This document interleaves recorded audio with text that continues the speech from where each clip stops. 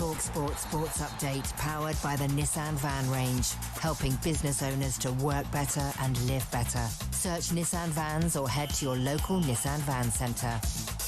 1 minute past 10. Good morning. Here are your sports headlines on talkSPORT. So, Liam Rossini has confirmed he's verbally agreed to become the Chelsea head coach. And whilst he hasn't signed anything yet, the deal, he says, should be done within hours. It's not just Chelsea. I've had interest from many clubs, Champions League clubs, which I've always been open and honest with Mark. I've always been open and honest with our ownership about. But there are certain moments in your life that you have a decision to make that you cannot say no to. However, the Strasbourg Supporters Trust are not happy. They say it marks another humiliating step in Racing's subservience to Chelsea and that club president Mark Keller must leave now. Meanwhile, Andy Townsend says he reckons his mate Gareth Southgate wouldn't want the Man United job even if he was approached. But he says the club can still attract the big names. There's so many bluffers out there that are getting jobs in football at all levels without the credentials to do it. Man United should be after the very best. I do believe that if they went for some of those guys, they could land them. I really do. Martin O'Neill, the saviour of Celtic, is back in post. He's spoken exclusively to Mr Jim White, as we'll be hearing shortly. And in Australia, more desolation for England's rundown bowling attack, who were feasted upon by Travis Head and Steve Smith. They both crunched big hundreds on day 3 in Sydney to put Australia miles ahead. Here's Steve Harmison. Not only did England not be able to build pressure, but they were still making the same mistakes at lines and lengths of a bowling from Perth, which was 6 weeks ago. And that, for me, that's criminal. As ever, there's more on talksport.com. talkSPORT News. In a bid to cut deaths on our roads, all drivers over 70 may need an eye test to keep their licence. And Donald Trump says he's very serious about taking Greenland, despite warnings it will end NATO. More from the news team at past. talkSPORT weather with QuickFit. With over 600 centres across the UK, most of which open 7 days a week, we're always there when you need us. QuickFit. Drive away happy every time. The big three, rain, sleet and snow, moves in from the northwest today. Heavy and persistent snow affecting parts of Scotland. Sunny spells and wintry showers elsewhere, and it's still absolutely freezing.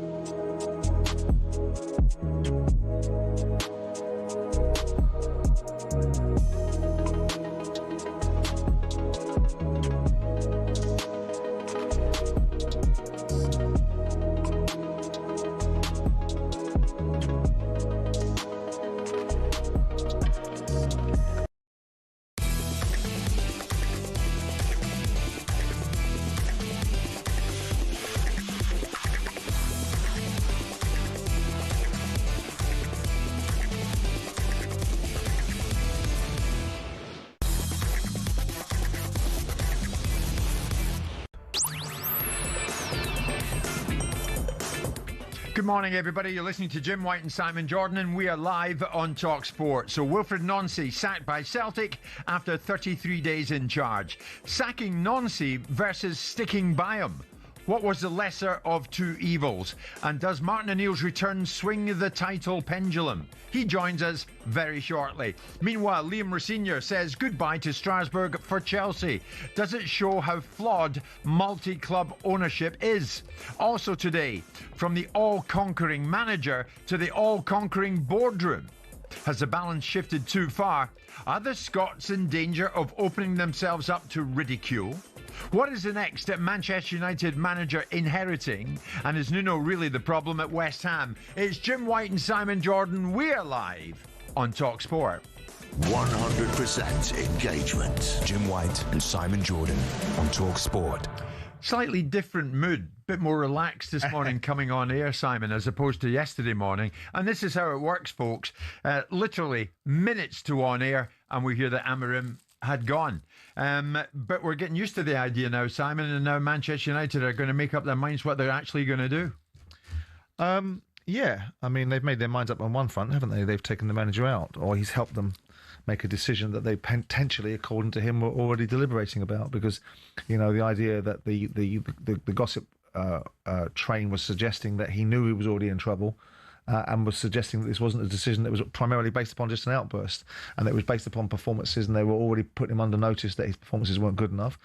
So, look, they've made a decision. People are talking about the fact that it's similar to the situation surrounding Ten Hag, where Ten Hag, they evaluated Ten Hag's performance and gave him a new contract.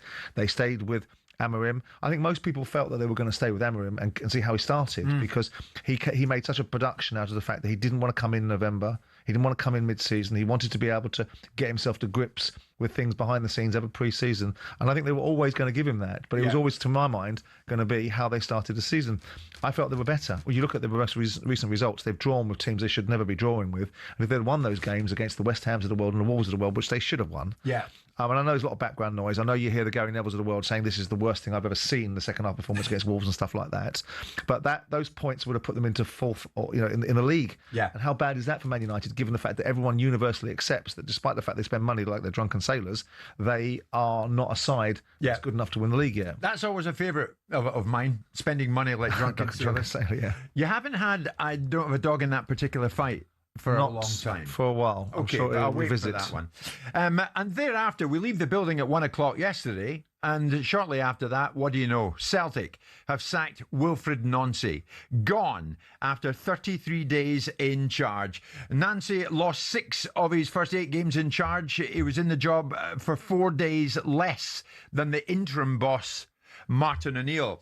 Martin O'Neill back in Glasgow at the training ground at the moment. You're going to hear from him very shortly. But Simon, here's the intriguing thing. Just 2 weeks ago, the Celtic chief executive, Michael Nicholson, who with the rest of the board is a man who's very much under fire at the moment, he laid out why, despite a slow start, they were sticking by Nancy. We know where we want to go, and step by step, that's all of our job is to support Wilfried, his team and the squad to take us where we want to get to. The starting point is now we've been working.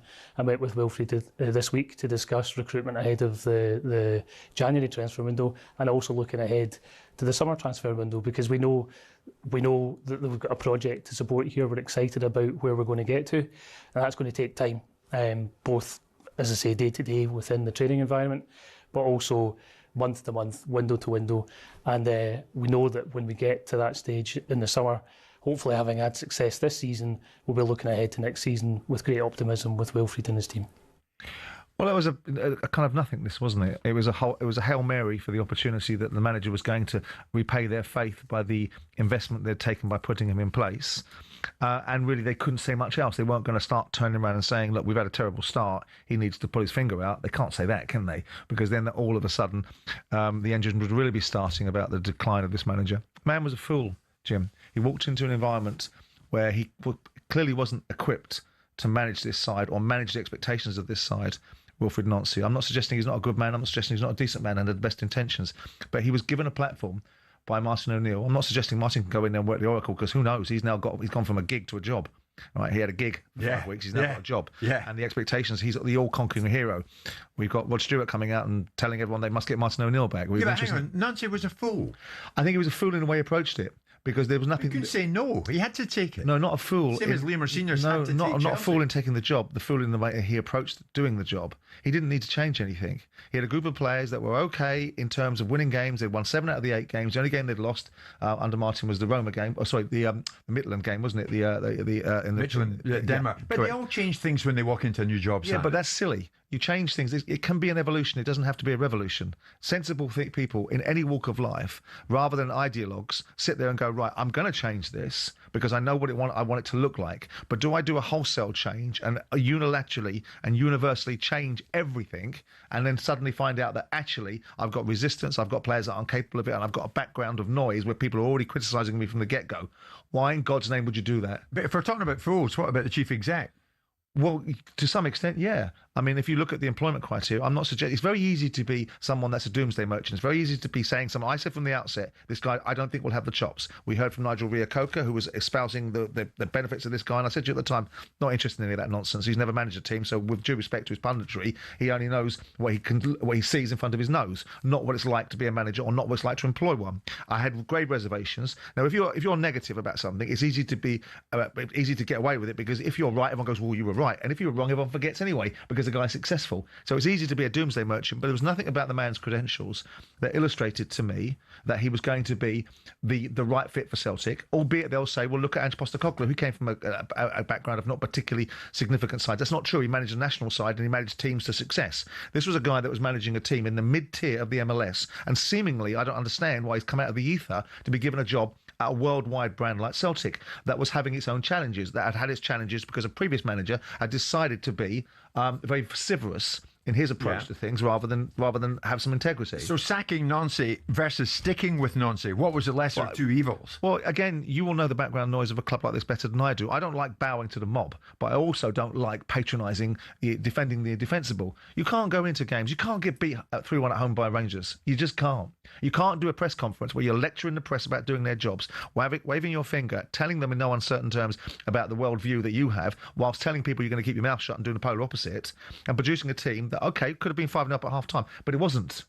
And it had no balls in the second half, and Rangers changed and they didn't adapt. So all of those things, you lose a League Cup final, or whatever the cup competition is in Scotland at that time of year, because obviously I don't follow. It was a League Cup final. Yeah. Right? Yeah. And then you've lost to Celtic, and then you've lost 5 other games or 4 other games on top of it. You're giving people no latitude, and you're giving people no opportunity to say, well, I can see the vision. I can see what you're doing. So there's a part of me that thinks, have we really reached the point where managers get fired after 8 games? Well, I would argue that we have, because Frank de Boer was fired after 4 games at Palace, and probably for the right reasons, because he was completely culturally the wrong fit. But Jim, what is it these guys, these so-called leaders inside football clubs, and I know that people can say, well, you lost money in a football club and you ended up not in the position you wanted to be in. Okay, fine, I'll take that, right? But the fact of the matter is, what are these guys doing? What are they looking at when they're making these decisions? Because we're talking about boardrooms that are experienced, and they're devolving authority to so-called football operators. And the big thing about boardrooms and commercial people that come into football, it's about who you listen to. People will think, oh, it's an idiot that's running around with his bag of money making decisions. No, you pick people that you listen to. And if you don't pick the right people, you get the bluffers that tell you that these guys can do the job. And all of a sudden, you're devolving authority to people that are supposedly football intellects that aren't. They're bluffers, and the industry is beset with them. I want to put this to you, because you've come to the central point here in my mind. We saw what happened with Amorim and Manchester United yesterday, and they got together. Behind the scenes, he's got to go. Now, in a theme of poor decision making from those in the boardroom, because that's what it is, not south of the border. Why do successful people in business struggle to translate successful decision making when they land in football? Well, first and foremost, you have to look at Celtic and Man United in 2 different compartments, because if Ineos and Jim Radcliffe are newbies to Manchester United in the football world, the board of Celtic are not. These are experienced operators. Dermot Desmond's been there for 25 years. He knows what a manager looks like, right? He's employed plenty of them. So ultimately, he's devolved to other people. Whether the former manager of Exeter is the right person to be making decisions for Celtic, I don't know. To me, probably not. You look at Man United, and Ineos is a different dynamic. They've made decisions based upon bringing in some expertise that they think is the right expertise for the football club, whether it be Brailsford or whether it be Ashworth, and finding them not the perfect fits. To go to your question, we don't just rock into this world and go, we know better than people. That's not what happens. What you do is you think, right, whose voices can I listen to? And what you get is inundated with people that want to be your friend, want to spend your money for you, and want to give you advice. And the key component is finding the right voices to listen to, the right agents, dare I say it, to speaking to, the right football intellect. You know, I was fortunate at certain times where I had people around me that were very good, and sometimes I didn't. And when I first walked through the door, I had some voices around me that I weren't the right voices for me to be listening to. And it's about cutting through the chaff to get to the wheat. And they're making decisions. Now, you look at these guys, and I sat here, and it's easy to do, and you heard me say it when the Rangers chief executive came out. I said, it's a flake. When they were talking last year, Patrick Stewart, he should be beamed up. I said, these guys aren't strong enough. They aren't strong enough. They're not leaders. And I know it's difficult to be a leader when ultimately you aren't the real money in the room, but there is a leadership criteria that I see from none of these guys. And maybe it's me. Maybe it's easy to sit in the media and just go, well, that's not how you should do it. Now you shouldn't do it. But I know it's not how you should do it. I know they've got to be more diligent. They've got to be more focused. They've got to make more decisions about what happens when a manager's brought in. And there was never a thought in my mind that Wilfried Nancy would ever be successful. And so why am I right? Because it's easy not to be right in this situation, because ultimately if I was wrong, it's to be successful and no one would care. You've got to be more focused in what you're doing and what the outcomes are. You can't leave things to chance. You can't leave that margin where you're taking an educated punt. When you've got a club like Celtic, you don't take educated punts. You take positions. You bring Brendan Rodgers back. As much as I think he's a treacherous hound, you bring him back from Leicester because you know he's going to do a job. That's a sure bet. You bring O'Neill back because he's sensible. Is Martin O'Neill the long-term future of Celtic? No. But he was the short-term future to get past this hump, to quieten the background noise, to shut the Green Brigade up and build some momentum, and then bring a manager in that really does know what he's doing at that level. Martin O'Neill is loved by the Celtic fans. Of that there is no doubt. Is he the long-term man for the job? Now, this is interesting, because what if he sees off Rangers and he sees off, more relevantly, Hearts in the title race? What if he lifts the title and it's Martin, we salute you? Surely he's got to say yes if he's offered the job full time. You'll hear from Martin O'Neill next.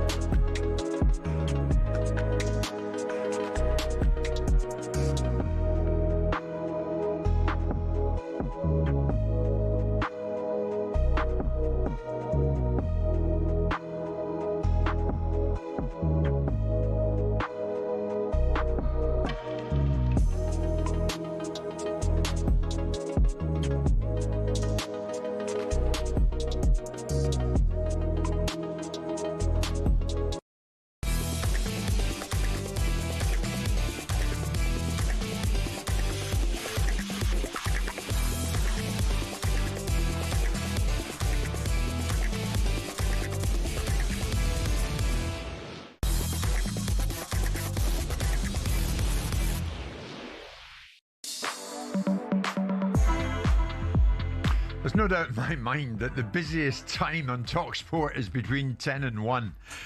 My goodness. Amorim sacked yesterday by Manchester United, followed by Wilfried Nancy sacked by Celtic. In the last few moments, West Brom have said goodbye to head coach Ryan Mason.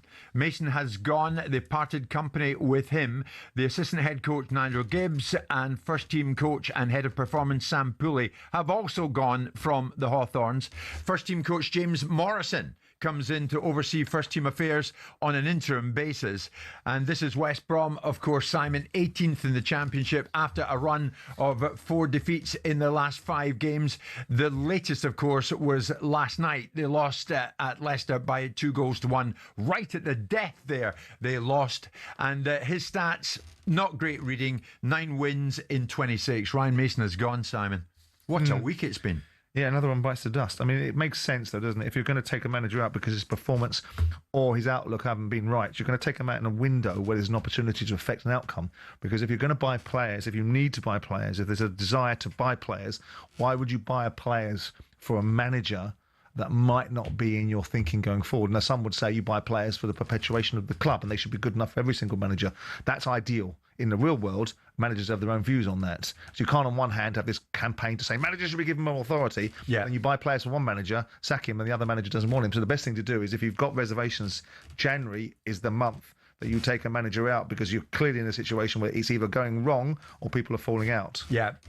It's a sense of deja vu for our own Martin O'Neill this morning. He's at the Celtic training ground at this moment. He spoke to me just moments ago. You're going to hear that in a second. But let me tell you this, Simon. Liam Rosenior is the new man in charge at Chelsea. Liam Rosenior has signed a contract with Chelsea that will take him through to 2032. Mm-hmm. Very long-term deal for him. I cannot wait to meet you all, says Liam. I cannot wait to get started. Now, Liam at the moment is on a flight between Strasbourg and London, because he went back to Strasbourg after it all got signed and sealed late last night. And Strasbourg, of course, part of the Blueco company, part of their portfolio of clubs, if you like. He had to go back, he felt, to say his goodbyes at Strasbourg. This was Liam moments ago. I was given permission to speak to, for me, actually, no, for me, it's the truth, one of the biggest football clubs in the world. It's an honour for me to be associated with a club like that. And now, on this day, it looks like I'm going to be the next manager of that football club. And it's not just Chelsea. I've had interest from many clubs, Champions League clubs, but there are certain moments in your life that you have a decision to make that you cannot say no to. This opportunity for me is something that I cannot turn down at this moment in my life. It's an unbelievable opportunity, an unbelievable club. Secondly, it means I can go home and see my kids. I'm away from my children. I've missed them. And I wanted to make the sacrifice of not seeing them worth it. So in this moment, I know people will say it's bad timing, but what will make me happy is in 6 months' time, everyone says that maybe me leaving and the next person who comes in, which I know will be of a very, very high level, will help move this club forward and be even more successful. So in the moment, you say timing is bad, but actually it could be the best thing for everyone. And that's what I really, really want to happen. I will still have connections with David, with Mark, with the next coach, if I can help in any way. And I really want this club to be successful for years and years to come. So that was Liam Rosenior saying au revoir to his friends at Strasbourg, and he is now heading back to London, and he will take over here at Chelsea. Simon, as we know, it's Blueco, of course, who are behind this, Messrs Bowley and Igbali. Mm-hmm. They own Chelsea, they own Strasbourg. Strasbourg fans staged a protest against the ownership during Saturday's game, remaining silent for the first 15 minutes, displayed banners reading Blueco out and no to multi-club ownership. And of course, now they feel that they've lost a manager that they felt was doing a very good job and who they depended upon. Yeah. So, I mean, from a fan perspective, does this not show how flawed multi-club ownership actually is in the eyes of the fans? It depends if there's been any material benefits. Have they received any material benefits? I see the downside. I can see the argument. This is like life, isn't it? Everyone complains about the downsides and forgets about what they got in the first instance. I was really happy with that. That worked for me. Now, something that doesn't quite work for me is everything's bad. So has there been any benefits by Blueco's ownership of Strasbourg? Because it appears to me that Strasbourg over the years have had difficulties in ownership models, in finances and all kinds of challenges, to such an extent that they were almost dissolved as a football club 10 years ago. I agree, but Simon, if they didn't know before, they know it now. Strasbourg fans support a feeder club. To some extent, yes, but if there's no reason for Liam Rosenior to land in Chelsea besides the fact that he's inside the Blueco family. Well, I get that point of view, but at some point, if Liam Rosenior was successful, someone was going to come along and take him from a bigger club, of which there were plenty of bigger clubs in Strasbourg. So whilst I accept their argument that they don't like being considered a feeder club, the reality of it is that there must have been material benefits. If there are no material benefits, and I've got it completely wrong, and I'm happy to be corrected by Strasbourg fans, that they have not received one scintilla of benefit from Blueco ownership, then I can understand their argument. But I bet they have. And unfortunately in life, like most people don't want to, you have to take the good with the smooth. You can't just, the good with the bad. You can't just take all the praise and none of criticism, like most athletes and sportsmen seem to want to do, specifically footballers. But the fact of the matter is that in this instance, he has gone to Chelsea. They'll put another manager in place. Probably 18 months ago when they bought Liam Rosenior, and they probably all scratched their heads at Strasbourg and went, what? The fellow that was sacked at Hull, right? So, let's get it right in context. Whatever people don't like is something they're going to scream and shout about. And when they do something, when they get something they do like, they're quiet about it. I get that, but there are winners and losers in this, and the Strasbourg fans feel that they are very definitely the losers, and the losers when it comes to multi-club ownership. A statement from the fans has just dropped. The transfer of Liam Rosenior marks another humiliating step in Racing Strasbourg's subservience to Chelsea. That's their choosing to let this... For 2.5 years, along with others, we've been trying to raise the alarm about this. So they've always had this rumbling in the back of their minds. Because they like to, like every football fan, they like to see themselves as supporters of a unique football club that has unique values and don't like to think it's subservient to anything. Of course that's the case. I've been an owner of a football club and didn't like to be treated as second-class citizens in the room. But that was because I was being treated that way by bigger football clubs who thought we could take my managers and my players, and you have to fight your corner, right? In this instance, they're part of an ownership group that I would suggest has some way or another benefited them. It hasn't been all disadvantages. What's happening right now is the identity of the football club is being subsumed into a situation where it's not as valuable as Chelsea. Well, get real, it isn't. And multi-club ownership, whether you like it or you don't like it, has benefits and it has disadvantages. You'll take the benefits. So if they were pinching a load of young players out of Chelsea and been giving them on discounted deals and loan deals for young players to play in their first team, they'd say nothing about that. They'd say, well, that's fine, we'll have that because it's an advantage to us. When something disadvantageous comes along, which is human nature, it's like going to a restaurant. If you have a good meal, you tell one person. If you have a bad meal, you'll tell 10. Right? That's how the world works. And in this situation, I would suggest to you that maybe Blueco are taking a little bit of a liberty with the situation, but they also employed Liam Rosenior. It was Blueco and Blueco's money and Blueco's intellect that chose Liam Rosenior. I get that, but the fans not come into this at all. Yes. I mean, Strasbourg fans recognise your place in the food chain. Oh, come on. They support, Chelsea are a bigger football club. They support their club week in, week out like any fans. They're in League and that's fine. They're a decent club. But they're victims here. Victims of multi-club ownership. There are also beneficiaries of it, because the flip side of it is, as I keep trying to say, is what have they received from? If they've received nothing. In fact, if they've been sucked the life out of, Chelsea ownership, Blueco, has come in there and given them nothing, then they can have that position. And I'd be quite happy to be corrected, but I'm willing to wager you, looking at the recent financial history of Strasbourg, they've had their own difficulties and their own challenges as a football club, which hasn't been propped up by the fans. It's just so obvious to go to Strasbourg and pinch their own manager and take him out of there. Yeah. Absolutely, and it's quite obvious to be able to put young players from Chelsea or do deals with Strasbourg to be able to put players in there, take players from there. That is the nature of the beast. So I don't go after the top players next, won't they? Of course, yeah, like anything. So that's fine, is it? So when a manager leaves a football club, he takes his players, his backroom staff with him. It happens to work that way. Now, the difficulty is how commercially disadvantaged. Now, if a young player at Strasbourg, is market worth 50 million quid. And Chelsea get him for 3, then people can start complaining and start looking at that and going, hang on a second, how can that be?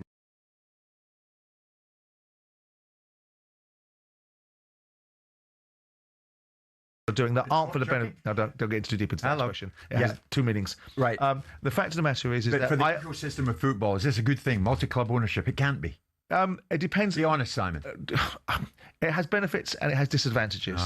And ultimately, if you were happy to be part, if the organisation needed to have some sort of ownership change, right, and the ownership change, it was a choice.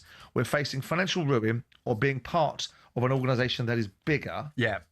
then I understand, because of the uniqueness of football fandom, because of the uniqueness of the tribalism, why they want to be a standalone entity. But when they were a standalone entity, it strikes me that they were running themselves into terrible financial positions. Okay, Maresca's gone. Liam Senior Chelsea fans is your new manager. Not only that, it's a 6-year deal. Rosenior has signed a deal that keeps him at the football club, takes him through to 2032. What do you make of that? What do you make of the appointment? You may as well give us a call. 03717 223344 81089. Martin and Neil on the way.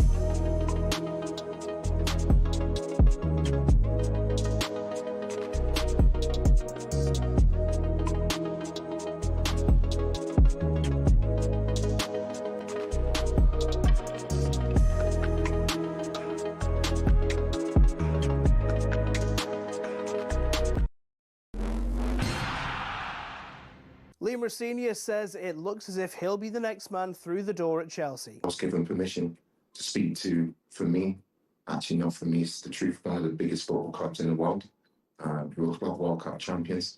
It's an honour for me to be associated with a club like that. And now, on this day, it looks like I'm going to be the next manager of that football club. He also said Chelsea was one of those clubs you just don't turn down. Rossini was in London for talks yesterday, which he described as positive. He's not expected to be in charge for tomorrow's match against Fulham, live here on talkSPORT. Youth coach Cal McFarland will be given the reins instead. Now, as one club's managerial search ends, another begins. Manchester United are looking for a big character at the helm who can ruffle feathers and stamps their authority clearly. Well, that's what Andy Townsend says they need. But can they attract a boss like that? There's so many bluffers out there that are getting jobs in football at all levels without the credentials to do it. Man United should be after the very best. And what about Brendan McCullum and Rob Key? How long will they last after yet another harrowing day in the field against Australia? Steve Smith was dropped in the teens before hitting another century. Add in Travis Head's century, the Aussies are comfortable. They ended day 3 on 518 for 7, leading by 134 with just 2 days to play. Get all the fallouts on the talkSPORT Cricket YouTube channel.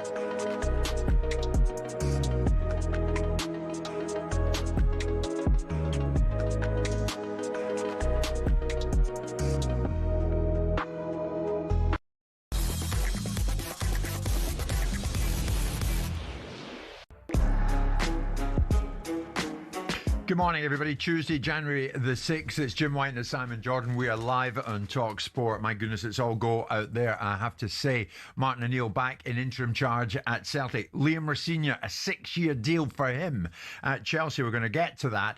West Brom have sacked Ryan Mason. They lost with the last kick of the ball last night, but what a kick of the ball it was. A spectacular winner for Leicester. But West Brom lost the game by 2-1, and now Ryan Mason has paid a heavy price. Incidentally, during Emma's bulletin there, Simon, when she told us about eye tests for drivers over 70. I noticed you glanced at me. I was just wondering why that was. But thank you very much indeed for that. Liam Rosenior has signed a deal to take over at Chelsea. It's a deal that will take him through to 2032. Multi-club ownership. The Strasbourg fans, owned by the same people who own Chelsea, of course, Bully and Egbali. The Strasbourg fans up in arms this morning that they're losing their man and he's off to Chelsea. Their loss is Chelsea's gain. I don't suppose Chelsea fans are worried about that. Are they worried about Rosenior in any shape or form? 03717 2233 44. Simon, just before I go to Kevin, a Chelsea fan who's waiting to speak to us, a 6-year deal for Rosenior, does that raise an eyebrow with yourself? Not really. I mean, we've seen them in many guys, haven't we? We saw Alan Pardew sign a contract with Newcastle 10 years ago for 8 years, and we find out it was ludicrous. But this is probably the same. It's probably a conditional contract that has caveats attached to it that means that Chelsea have a get out of it in terms of if the man doesn't do his job to the level that they deem successful, they don't have to pay him up 5 years if they fire him after a year. But what it is in keeping with their belief that you build a stable environment with young players and young managers that can be developed with the club and develop an overall strategy of building for the future and the here and now. I mean, Chelsea's DNA once upon a time was to win things in the here and now. It would appear that the ownership model is a little bit more relaxed about things in terms of the on-field success, a little bit more relaxed about not having on front of shirt sponsors and things like that, because there's a bigger picture for them to build towards. Yeah. Now, like most things in football, that doesn't cut it in the eyes of the fans or the media, because football is a here and now business. Yeah. So it'll be interesting. Liam is, as far as Liam Rosenior is concerned, I've met him many times, and initially I thought there was a lot of talk with Liam prior to being Wayne Rooney's assistant at Fulham. He's a very, very capable young man. I spent about an hour with him in the boardroom at Hull with his owner then. He's a very respectful, very capable, very focused, very disciplined young man.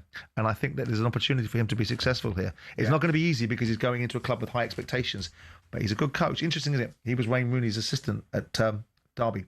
Yes, and Wayne true. Rooney's gone one way, and the lesser player in terms of the achievements on the field has become the better coach and manager. Absolutely. So Chelsea now have their 5th permanent manager in 3.5 years. He won't be in charge tomorrow night when they play Fulham, but no doubt he'll be at Craven Cottage. Of that, there is no doubt, I'm sure.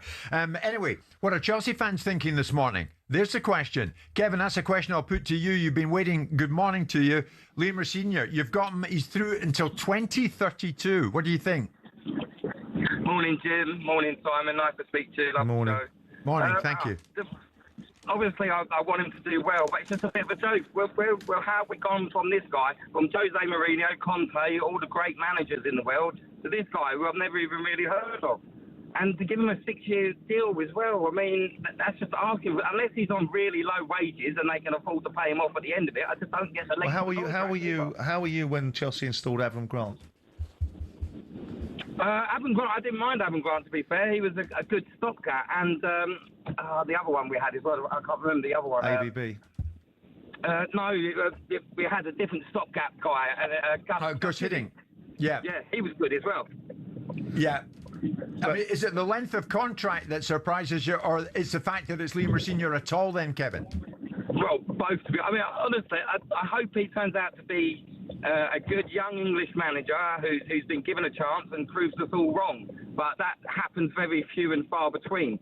So, and the length, like I said, if you're going to sack him after 2 years because we're down in the relegation zone, you're going to have to end up paying him off as well. But they're not fools. I mean, I know that, but I know that people will say, look at the appointments that people make that come into football. They're not fools, though, They're not going to give him a contract knowing the way that football works, that ultimately puts them in a situation where they've got to pay 4 years of a contract. They're not going to put themselves in that position. What they've done is secure it for Chelsea if he's a success, and if he's not, they'll have an exit strategy for the football club that doesn't cost them a lot of money. Yeah. Rosenior is a good coach. The big thing is whether he hasn't got a dressing room full of superstars. He hasn't got a dressing room full of big-time Charlies that he needs to manage. He's got a young group of players, and there's nothing wrong with a board and a young manager working together. There's this big idea that the manager's got to be all-consuming, all-empowering, all dominating, and those days are probably long gone. Yeah. And so this idea that so Liam can look forward to working with five sporting directors. Well, what people will say, this is what the narrative will be created. They've got a yes man. They've got somebody that the board can dictate to. That's a nonsense. That's Why? people. How do we know that? Because people don't. How do you know that it's not a nonsense? What you want, because I've been an owner, what you want is you want someone to do their job. All right. And you Did don't you want... have five sporting directors? No, but the fact of the matter is football's changed, and it depends what sporting directors' responsibilities are, and it depends if they are exactly five sporting directors rather than people running around the world making sure that Chelsea are operating at the highest level for recruitment of players. And people say, "Oh, Brighton sporting directors." Oh, really? Well, Brighton haven't done bad with their recruitment of players because Chelsea keep bleeding more, buying them all. Kevin, listen, thanks for the call, mate. We move on. George is another Chelsea fan. George, what's your take on Rosinha, first of all, and a deal that takes him through to 2032? I'm kind of lost for words with everything that's happened recently with Rosinha, Maresca, and I understand Maresca speaking out, and alarm bells started ringing then, and it's just a circus, isn't it? Since this lot have taken over at Chelsea, and they did save Chelsea with everything that was going on with the sanctions and everything, and I'm thankful for that. But they've completely changed the direction of the club. Be that good, be that bad, we don't know yet. We're going to have to wait and find out. But at the moment, appointing this young novice, inexperienced, I feel. I know what I'm saying, that it was Wayne Rooney's assistant at Derby, but I don't think Wayne Rooney went and pulled up many trees in his managerial career. No, that's the point we're making, though. But that was Simon. That was exactly. Yeah, I was being facetious. That ultimately Wayne Rooney was being billed as a manager that's capable of being promoted up to manage Birmingham, to go and manage in the MLS. This kid that no one gave any credit to has come through. Yeah. And now, this is a team that's qualified in the European Conference League, beaten Crystal Palace, that were a team that were expected to qualify at ease and potentially won this tournament. Strasbourg have beaten them in the Euro Conference League. This is not somebody that's not capable of managing at a high level. The question is he capable of managing Chelsea to the level of success that you fans think that you're entitled to, or were used to getting under the Abramovich regime, which, by the way, has left you in a cart with a sanctioned football club and potentially a load of fines coming down the road because Abramovich operated in a certain way? Yeah, which I totally understand. But financial stuff, Chelsea have to hit the heights now because of what they've spent previously in the past couple of years. So we do need. I come from the era, Simon, of Ken Bates. Yeah, agreed. I was born in the 70s. So Abramovich to me was like, wow, what? Yeah, it was a breath of fresh air. About? Yeah, so I'm not one of these Chelsea fans that are born in the 2000s and all. But you're not far away though, as a side, are you? I mean, let's have it right. I mean, first and foremost, you don't operate in a vacuum. You are going up against serious competition. You are going up against Arsenal that are capable of spending the same as Chelsea are. You are going up against other sides that are capable of spending the same way that you do, albeit you've spent a lot of money over the last 2 or 3 years. So I think Chelsea are not that far away from it under Maresca, and I wasn't hugely impressed with Maresca. Were you hugely impressed with Maresca? Oh, there was fluff, impressed with him, but I just thought his management, Maresca, was pretty good. What I'm worried about is when you say we can go up against the Arsenals and stuff like that financially. Yes, we can. Yeah. But Rosinha, can he go up against the Artetas? Well, why not? So when Arsenal gave Arteta a job, who was a fledgling manager that never managed anywhere. Coming from a French league, talking about a whole different animal. The Premier League is a whole different animal. But Arteta was given a job at Arsenal with no management experience. He was a number two. So why is Liam Rosinha, who's managed at a high level in Ligue 1, that's managed in European football, why is he not capable of achieving the same heights that Arteta's achieved at Arsenal? And George, Fabian Hürzeler at Brighton's 32, Liam Rosinha's 41. So he's no spring chicken. It's one of those, got to roll the dice again and see. But going on, this just smells to me of Potter vibes. Again, it's just the Potter vibes. An English manager, yes, let's give him a chance. Let's do this. Let's do it. We have to do it. But, where are we going to be in 18 months' time? Where are we going to be in a year's time? We don't know. But I don't see Chelsea under this manager, under this coach. I don't see them pushing many teams far in that. Okay, George, listen, thanks for your time and thanks for the call. So many Chelsea fans, Simon, want to come on. We'll take a few more calls the other side of this break. Tuesday morning, Jim White, Simon Jordan, live on talkSPORT with Selco, where the trade goes.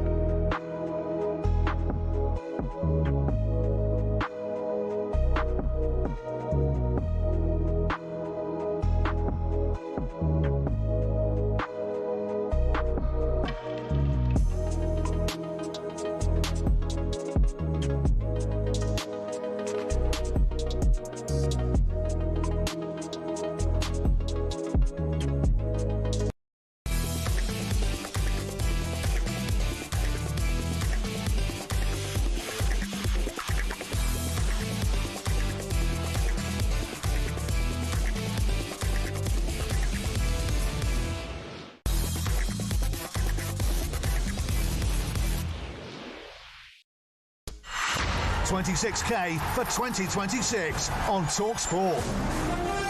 Only a few more days left for your chance to win 26 grand at 12 o'clock this Friday. We'll call one lucky winner with a guaranteed payment to be made that day. You get the dough on the same day as a call. Don't miss your chance. 26,000 for 2026. For your chance to win, text WIN to 83338. Text costs £2.50 plus your standard network rate. The number to call 03434239761.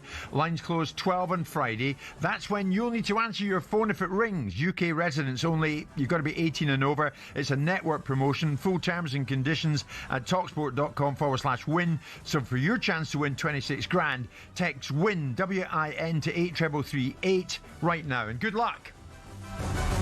Going to hear from Martin O'Neill very shortly, back at Celtic on a second spell as interim manager. Martin in good form this morning, I can tell you that. Liam Rosenior on his way back to London, having gone back to Strasbourg, having agreed to join Chelsea in a deal that takes him through to 2032. But the Strasbourg fans, who are owned by Bully and Igbali, the same people who own Chelsea, up in arms about this multi-club ownership. The Strasbourg fans are saying this morning, the transfer of Liam Rosenior marks another humiliating step in Racing Strasbourg's subservience to Chelsea.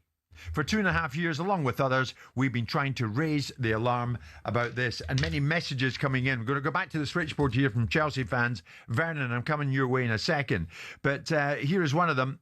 Danny, I know we are nowhere near the level or status as a club like Chelsea, but look at what happened to us at Charlton with multi-club ownership. Roland de Châtelet, I remember him, I pursued him to Brussels. Roland came in and ripped the club apart with a revolving door of players and managers. We're only now starting just to get over that time, and he still owns a training ground, which is ridiculous. Multi-club doesn't work, says Danny. What do you think of that one, Simon? Well, as far as I could care less what's happened to Charlton, it isn't just a case of what Roland de Châtelet did. There was mismanagement inside that football club for a long period of time before de Châtelet came rocking through the door. I don't know what was done to Charlton in terms of... I mean, I know that their assets were stripped out because we had the ridiculous conversation with de Châtelet where he told you you'd sell the club for nothing and the stadium for 30 million quid. Yeah. Doesn't make any sense. No. So why don't you sell the stadium for nothing and the club for 30 million quid? I mean, it's the same thing. There's another one from Steve. Simon Jordan this morning backing the new Chelsea manager because he's a mate of his. And he had a good chat with him, which was interesting to hear. Yet questioned straight away Ten Hag's suit and Amorim coming from a Portuguese league. Does that make any sense? Depends upon what I said at the time. What I said at the time was Ten Hag was the manager of Man United, and he was unimpressive in a press conference, and I didn't think that he looked like the type of person that was going to be successful. The model at Chelsea is different. My experience of Liam Rosenior was, as I qualified initially, I thought it was a lot of hot air. When I heard him on all the Sky programs, this is a 33-year-old kid 7-8 years ago that seemed to have the answer to everything, but never done anything. But actually, when you meet him, he's far more impressive. I saw the body of work they did at Hull. I thought he was unlucky to have gotten sacked at Hull. He's putting Strasbourg 7th in the league. They've beaten my team, Crystal Palace. I think I can stand up my argument a little bit better than just saying he's one of my mates. Well, Liam Rosenior, nonetheless, has signed a deal with Chelsea. It takes him through to 2032. Liam Rosenior and Chelsea. Vernon, Happy New Year, mate. Big Chelsea fan. What do you think of Liam in at your club? Good morning, Jim. Good morning, Simon. Morning, Vernon. He's got a 6-year deal. Simon likes to bet. Would you be betting, Simon, that he lasts 6 years? No, I wouldn't. No, of course I wouldn't. But, no. I know, nor would I. But I wouldn't bet. I wouldn't bet any manager would last 6 years. Not just Liam Rosenior. I know. It's just a curious thing that they do this, Chelsea. But you know the thing about Blue Co owning multi-clubs, and a lot of clubs do it, Man City and, quite a few actually. Yeah. I don't like it, Jim. Instinctively, as a football fan, I'm talking about, and I'm hugely sympathetic to any Strasbourg fans listening, or any fan of any club that's owned by so-called bigger clubs, because I just think it tears the heart and rips your soul out as a football fan. And that I'm a great person for going on instincts, Jim. And instinctively, I don't like it. I also feel it reflects badly on Chelsea Football Club on this particular occasion. I do. And what I've heard of a few things behind the scenes is Ed Barley quite ruthless. It's like when he installed this music at Chelsea after a goal. I don't know if you're aware of it, but there's so many fans up in arms about it. I know it sounds quite a minor thing, but it spoils your enjoyment of the game. What did he do? Installed his own music after you get a goal? No, he started playing something called the Chelsea Dagger. Honestly, you couldn't make it up, Jim. It's absolutely vile. Terrible music. I call it knuckle dragging music. It's it's really awful. And what's going on, Vernon? What's going on at Chelsea, Vern? I don't know, Jim. Jim, listen. Ever since I've supported Chelsea, and I go way back, mate. I go back before Ken Bates. That's how far back I go. And I put money in a bucket to save bloody Chelsea. That's how far back I go. Yeah. People forget all this, Jim. But I tell you what, I said to my mate, it's taken 10 years off my life, the stress of supporting this club. But you know what? It's been worth it. Because they've taken me to the highest of highs and the very, very lowest of lows. I've cried with sadness and I've cried with happiness. So I suppose that's supporting a football club. But this is what taking off Strasbourg fans won't have the opportunity to do, Jim. Because they're basically being run as a Chelsea B team, and it's just not fair, Jim. Great, Vernon, great point, and quite magnanimous of you to make it, in my view. Thanks for your call. Andrew, finish this off for us. Vernon's making the point, a fellow supporter at Chelsea, that your gain in getting Liam Rosenior is Strasbourg's loss. You bothered about that at all? Good morning, guys. How are we doing? Good, Andrew. Good. What do you think? I think it's an absolute joke that we've got Liam Rosenior in as a manager at Chelsea Football Club. I have to say, the way we're operating now, we're just we buy these young players, we get them to a certain point, then we sell them for, a profit, shall we say. And that's the way the owners see it. It's okay, it's their club, they're allowed to do it. But just don't waste the fans' time and be honest with us. We've got players, right, that are still in this club. I play for a team on a Sunday, yeah, it's a vet team. You got to be 35 years of age to play. Mm-hmm. We've got players like Tosin, Zazarti, Badia Shields, Gittins, Jew, Tyreek George. They wouldn't even get into my team on a Sunday. So the whole... So this big, just out of curiosity, and you can help me with this because this is me being moderately facetious, but also looking for some education in this. This big list of players that Chelsea have sold, this big list of young players that they've sold since the ownership, that list consists of whom? Well, I mean, no. What I'm saying is, we do. No, you just said that the policy of this football club is to buy. But when? That's what we are doing. But when? But give me the list of players because I'm not seeing it, and I'm happy to be corrected. This model that apparently Chelsea are doing, which is buying young players and then selling them. Who are we talking about? Well, they haven't done it as of yet. But so how do you know they're going to bloody well do it then? No, they are going to do it. So when Palmer I could get you off with Madueke. Esteval, it's going to be the same thing. When they start peaking, they're going to go to Real Madrid, Barcelona for abundance of money. Then Chelsea will then go in and you mean like when Ronaldo peaked at Man United and went to Real Madrid? You mean like any big club that gets big players? There was always there's bigger clubs. One club that you can always use as a stalking horse is Real Madrid, and they are the stalking horse to every single club. Andrew, Liam Rosenior might be listening on his way here. Do you back him as he takes on the job? I never backed Maresca, and I won't back Liam Rosenior either. I wouldn't even let Liam Rosenior be in charge of a hot dog stand because I know nothing about him. So who would you back then? So who would you back? We know what you won't do. Who would you be saying is a wonderful acquisition? If I was going for an elite manager, where I think we should be going for, but obviously we don't. But it wouldn't happen. Someone like a Jurgen Klopp, a Zidane, a Xavi could come in. People of what we used to be. I know we're not that club anymore. But that's what I think as a Chelsea fan, if you're optimistic, that's what you want. But we know we're not going to get that anymore. Andrew, you've got Liam Rosenior until 2032. Thanks so much for the call. Thanks to all of you for the calls. I've been saying it a few times during this hour, but as usual, time moves on and we move with it. Martin Neal's on the way.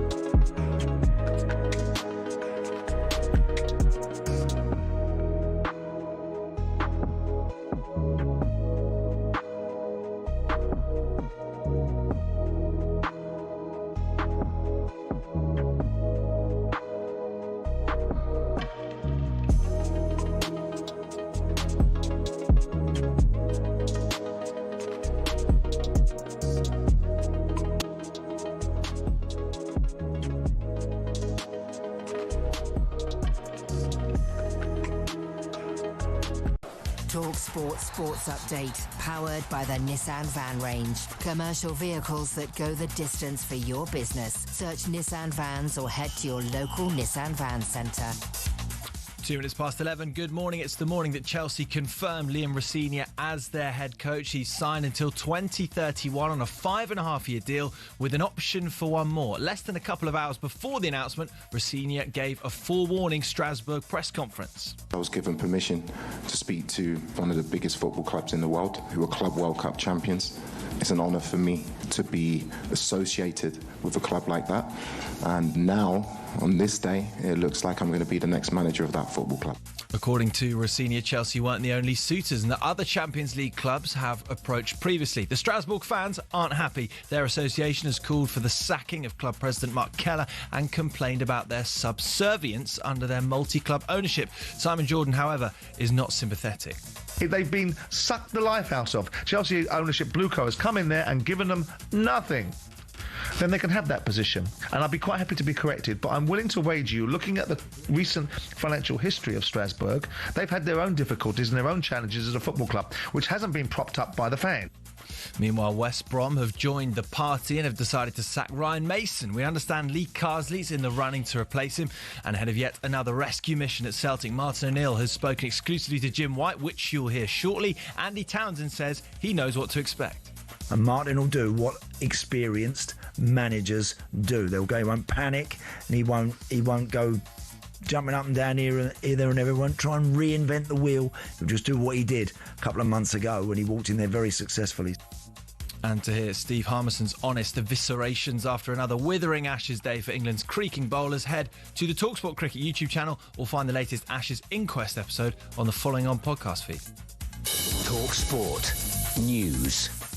In a bid to cut deaths on our roads, all drivers over 70 may need an eye test to keep their licence. And a cabinet minister says global security and its rules-based systems are disintegrating before our eyes. More from the news team at 11. talkSPORT weather with QuickFit. For a limited time only, get 15% off a set of 4 selected premium tyres. Don't miss out and book today at quickfit.com and drive away happy every time. Conditions apply. It's already 11:05. More from the news team at 11:30. Wintry showers and sunny spells for most of us on another Baltic day. Heavy and persistent snow affecting parts of Scotland.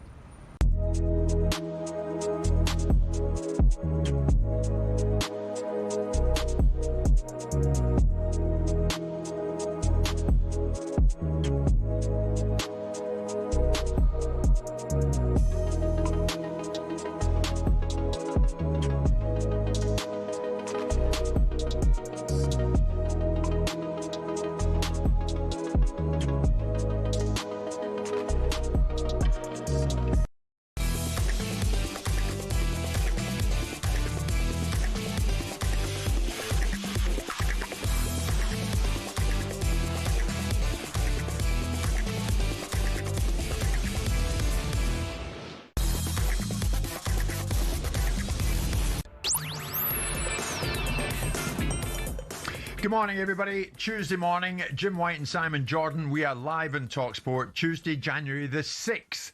And, of course, as always, we're also live on your telly, Samsung, Chromecast, Android, even Prime Video. Wherever you want to watch the show, you can see us. That's a good news for you. And we're with you all the way through until 1 o'clock. It's all happening out there. Liam Rosenior is a new man in charge at Chelsea. He has a deal that takes him through to 2032. Which is a long-term deal in anybody's language.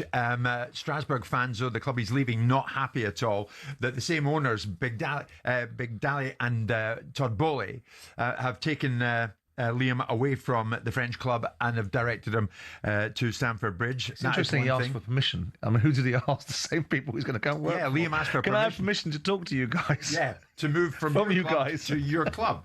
So many things going on out there. Martin O'Neill's up in Scotland. We're going to get to him in just a second because he takes over on an interim basis for the second time at Celtic following the sacking yesterday of Wilfried Nancy. Of course, we know Amorim is out at Manchester United. We watched that with interest as Darren Fletcher takes over on a temporary basis in the dugout. In the last few moments, Kilmarnock up in Scotland have confirmed that Neil McCann has been appointed as Killie boss, with Billy Dodge joining him as assistant manager. Neil McCann, one-time Rangers player, of course, and more recently a very good co-commentator on our telly and radio. And 1 hour ago, Ryan Mason got his marching orders sacked by West Brom. Who is next for there? We wonder. What a start to the new year it has been. And it's far from over. It's time for this. The Real Deal on talkSPORT with Selco Builders Warehouse. For the latest special offers, pick up this month's Real Deals in branch or view online at selcobw.com. Yeah, let's pick out who is the real deal at this particular point in time with Selco Builders Warehouse. Simon, as we mentioned, Wilfred Nancy, after 33 days in charge at Celtic, was shown the door, sacked yesterday. And what do you know? For the second time on an interim basis, back heads one-time manager Martin O'Neill. Good friend of ours, good friend of this show, of course. But Martin, of course, has said yes for the second time and is now back at Celtic on an interim basis, as I say. Just before we came on air, I spoke to Martin as he pulled up at the Celtic training ground. And I said to him, all right, so here we go again. Now, the last time you got the call from Dermot Desmond to go in on an interim basis, you told me you had to pick yourself up off the floor. What was it like this time? Very similar circumstances again. Obviously, the results just recently for the football club haven't been great, but even though it was still a bit of a shock, and I think that really just similar circumstances as before. Again, Martin, was it a case on your part of no hesitation, or was part of you thinking, no, I've been there, I've done that? I think a bit of both. In all honesty, Jim, I think that the latter part is something that went through my mind. Yes, been there before. Can you come and resurrect it again? Same sort of thought process, concerned about whether you can win football matches. And mind you, having said that, I've had that there for about 30 or 40 years. So what was the biggest driver, Martin, for you saying yes to Dermot Desmond again?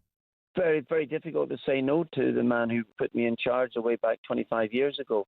So from that viewpoint, yeah, you mentioned hesitation. Hesitation in the sense, you know what I mean, Jim, that the hesitation is whether you can come back again and win some games. But that'll always be the case. Martin, after your last interim spell, you rejoined Simon and myself in studio, and you were telling Celtic fans, look, be patient. Stick with Wilfred Nancy. Give him a chance. How do you reflect on what happened to him yesterday? I think the same, absolutely. I mentioned that I draw the comparison or the parallel with myself when I went to Leicester City and couldn't win a game early on in proceedings. Obviously, the crowd were unsettled, and it's difficult at that stage. You know, I got a little bit of luck. I won a couple of matches away from home in a period of a week. We won two, a midweek game at Charlton and another game at Crystal Palace, and that helped quell things for a while. But it was difficult, and sometimes it's when things are going badly, it's very, very difficult to pull it round. So I got a little bit of luck along the way, and 8 or 9 games or whatever it was is not very, very long at all. Obviously, I know in this day and age, there's managers the minute they step into a football club have to win immediately. So, but that's that's very, very difficult to do. Someone who comes in doesn't know the players that well. Players have to learn what the manager wants to do. That takes a little bit of time, and that's really unfortunate. But in this day and age, it's instant results. You had Celtic winning when you went back, Martin, and then you left because you handed the baton to Wilfred Nancy. He lost 6 games in 8 played over 33 days. It's almost inconceivable. What do you think went wrong? Because you had them winning. That I don't know. I genuinely don't know. But I know that there were a couple of games that I saw where had they scored the second goal when they'd taken the lead, they could have put the games beyond the opposition. And the opposition, somewhere along the way, get an equalising goal. And then things happen. You know, you lose a little bit of confidence. Things like that there. Just if you say the same even last week in the Rangers game, Celtic dominated proceedings, scored, could easily have scored a second goal. The Rangers goalkeepers made some really, really great saves. Rangers get back into it in the second half, and then confidence drops almost immediately. And that's what happens when you're not winning football games. Players' confidence, no matter how good they are, seems to disintegrate. What's the target now, Martin? Have you got to win the league? That has not been something that's been put to me. We have to try and find it. It'll be very, very difficult. We're behind. Rangers have caught up now as well too. And so it will be difficult, but it is a challenge for us. That has to be Martin O'Neill's personal ambition at this stage, though, is it not? To win the title outright. Jim, you have a habit of trying to put words into people's mouths, and you've done that very, very successfully for quite some time. I'm going to try and change that. Let me ask you this. You're going to have conversations with the top brass about who you want in the transfer window? I think that we would have to supplement the squad in some capacity. We would have to do that there if it's at all possible. And that would be something. You only have this period of time. Of course, we all know that January transfer windows are difficult to get the players that you'd probably want to the football club. But we do need to supplement it, and we're going all out to try and do that. You've got until the end of the season, Martin, but if it all goes well, and who's to say it won't under Martin O'Neill, surely it's got to be Celtic for you going forward after that. I can't see that for a start. And I genuinely can't. I don't know whether I would have the energy and all that type of stuff. I'll just put everything into it now for these next couple of months. And the same applies to me. If I don't win football matches, I'll be straight under pressure. And that starts here at the weekend. Martin O'Neill speaking to me just a short time ago. Simon, you when you heard him, and he's so wily, he knows how to handle it. Of course he does. He wouldn't be drawn on the title race, but that title race has Hearts ahead of Celtic by what, 6 points, and Rangers just behind. Rangers and Celtic both tied on 38. Hearts on 44. Mm-hmm. How much does this development at Celtic swing the title pendulum, do you think? Look, I mean, I don't think he should have. I think they should have stayed with him. I said it at the time. I don't see the point of having changed. And then if they were far down the road with Nancy and it was already done, and Martin was really just there holding the reins because Nancy's timing it wasn't. They were still considering whether they wanted to employ him, and it made no sense to me. Martin might as well stayed there to the end of the year, to the end of the season, and finished the interim role that he'd taken over from Brendan Rodgers. Now, the key thing for him is he will know that the squad isn't strong enough and it needs to be supplemented, but this is not a strong league, because even as bad as Celtic have been, they're still only 6 points behind Hearts in the league. And with that in mind, Martin O'Neill comes in, be sensible again. It'd be fascinating to see how quickly they recover their poise and how quickly results follow. Because if they go and win on Saturday, then you have to look at the players as much as you have to look at the manager, because there'll be some questions to answer from them as well. Of course, they'll avoid any criticism. Actually, I want to pick you up on something. Am I right? After his first spell back in charge on an interim basis, were you not murmuring to me that there were other clubs? Yeah, I know there were. Showing a strong interest in Martin. But his currency, he had re-established himself as current, and I told him at the time, if you want to get back into football management, he knows this, you need to be proactive now because you're current again. All of a sudden, you've come out of what people's mind's eye is unemployable because of your age. You've dropped into the media. You've been on a high-profile show, and people have listened to you quite a lot and liked listening to you. Back, you've gone into management. You've gone and won 7 out of 8 games, irrespective of what I think of the Scottish League. And that makes you current again, and makes you sensible, and makes you pragmatic, and makes you a manager that people know they can trust in terms of doing a job. And there were a few people in the Premier... People will be surprised, I'm not going to tell you there were, in the Premier League that might have taken a look at Martin if the things hadn't corrected at their own club. Anyway, going to the situation with Martin now at Celtic, he's got to win the league. Got to win the league. Yeah. That's what he hasn't been brought there so they can finish second. Yeah. He's been brought there so that Celtic can win the league. And unfortunately, I think there's a distinct possibility he might achieve that. Because as much as I would, with all due respect to Martin and all due respect to the old firm, I want Hearts to win the league.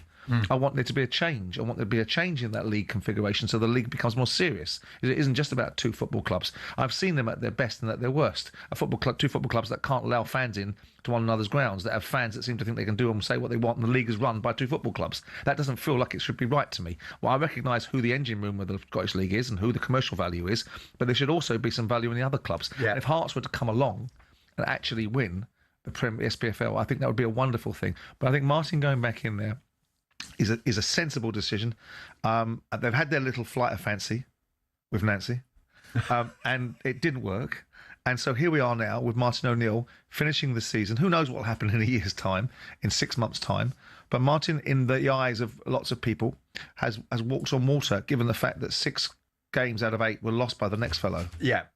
Yeah. But he will say one thing to the cameras and he'll say another thing behind the scenes. He will know that Wilfried Nancy was not the right fit. He will know the interaction. I know the interaction he had with Wilfried Nancy. It's not for me to say what interaction he has, but it gave me the feeling that Wilfried Nancy was going to do precisely what he did, which was have his own view on the world and not take any of the value of what someone's just given him, which is 20 years of knowing Celtic, 5 years of managing them, and the last 7 games of stabilising them. Yeah. That would have been sensible to me. Yeah. I think the fella did that. As you say, they've had their flight of fancy with Nancy, and now they're looking to go in an even keel with O'Neill. We'll see where that goes. Livingston St Mirren has proved to be a victim of the weather. That doesn't go ahead tonight. Rangers Aberdeen does. So Rangers have got the chance. Aberdeen, of course, who sacked their manager in recent days. It's all going on, isn't it? Rangers have got the chance to close the gap on leaders' hearts tonight. Martin O'Neill, undoubtedly our choice is the real deal with Selco Builders Warehouse. For the latest special offers, pick up this month's real deals in branch review online at selcobw.com. The Real Deal on talkSPORT with Selco Builders Warehouse. Check out this month's real deals at selcobw.com.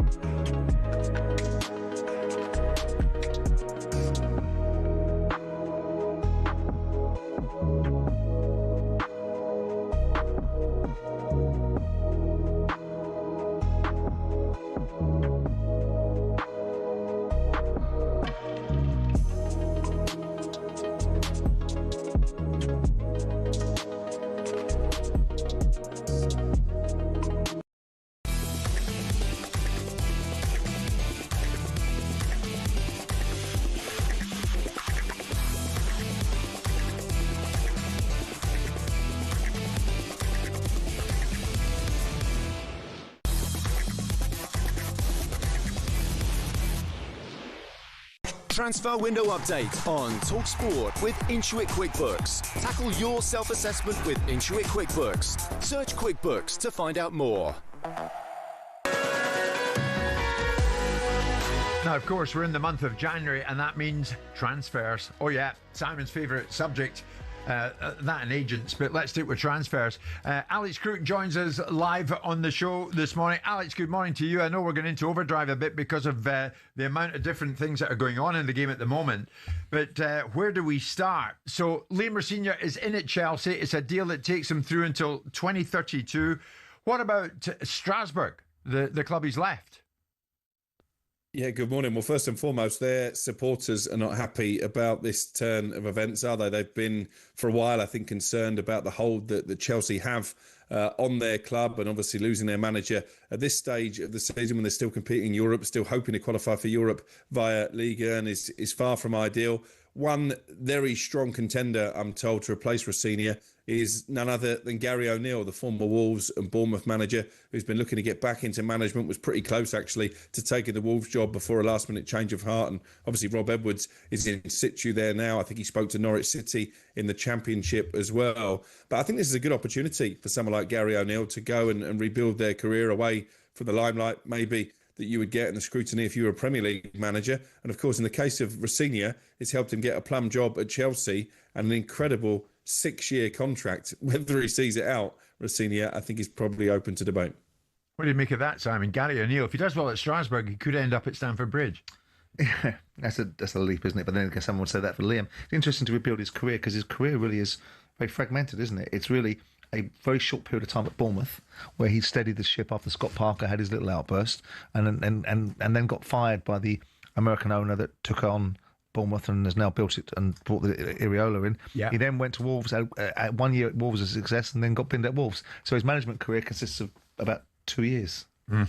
He's got to rebuild. Yeah. So would he count himself lucky if he got offered the Strasbourg job? Is that what you're saying? Yeah. Yeah, yeah. What is the situation, the latest as you know it, Alex, regarding Mark Gahey? I've read a fair bit this morning about him at Palace, of course.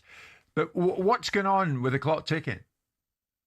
Well, Manchester City have got big injury issues in defence. Ruben Diaz is out, and Joško Guardiola, a long-term absentee with a leg fracture. Looks like he probably won't play again this season. First and foremost, that might impinge on Nathan Ake's hopes of a move away. He's not started too many games in the Premier League this season. There's a lot of interest in him from Crystal Palace. Ironically, Bournemouth, Newcastle have been mentioned to me, as well as clubs in Europe. But I think Pep Guardiola would be reluctant to let him go. But it does bring Mark Gahey into the conversation as far as Manchester City are concerned. He's out of contract, as we know, at the end of the season. So Palace have got a big decision to make. Do they cash in on their captain now? And maybe that puts at risk their chances of European qualification via the Premier League and maybe going deep in the Conference League as well? Or do they risk letting him run down his contract and lose him on a free transfer in the summer? I get the sense that if Steve Parish has his way, they'll cash in now, and Manchester City very much a potential destination. And you'd do the same if you were Parish, Simon?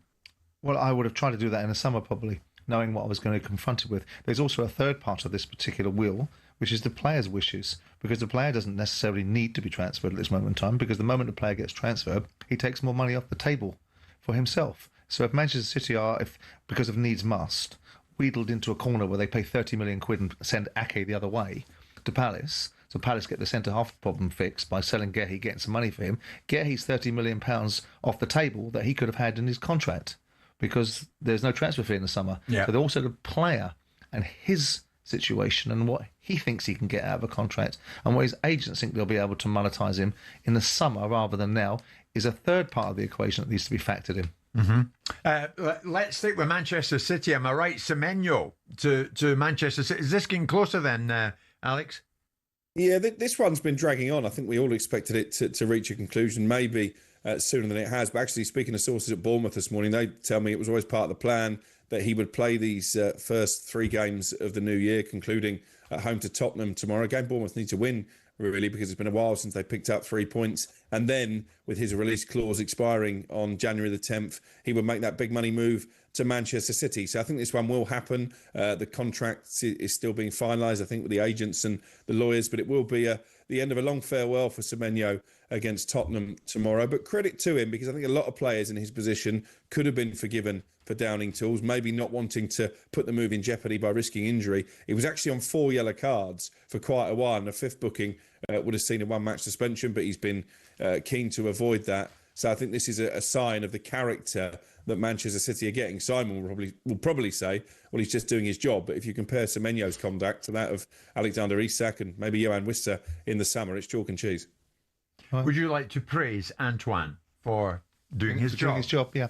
Yes, I think, but in the comparison of a very low bar, which often is the case for footballers, that he should be praised because he's doing his job. In the instance of the other guys, they should be criticised for not doing theirs. What about West Ham against Forest tonight, Alex? I noticed that West Ham have picked up Castellanos for 26 million from Lazio and Pablo, 17 million from Gil Vicente in Portugal.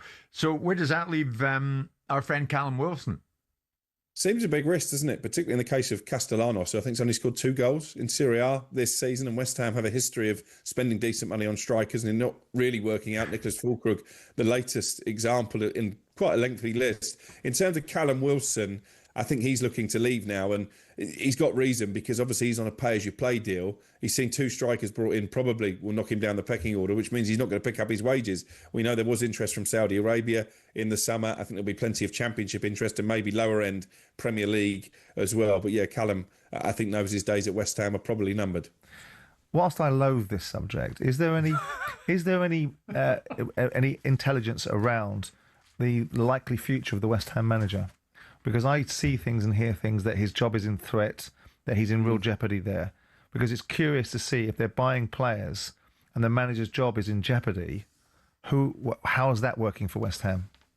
They're also buying players attached to a certain George Mendes, who just happens to be the agent of Nuno Espirito Santo. Right. So it does seem like they're backing him. It does seem like they want to keep the faith. But then there's always stories, Simon, coming out of West Ham that maybe David Sullivan is having second thoughts. Did he make the right decision?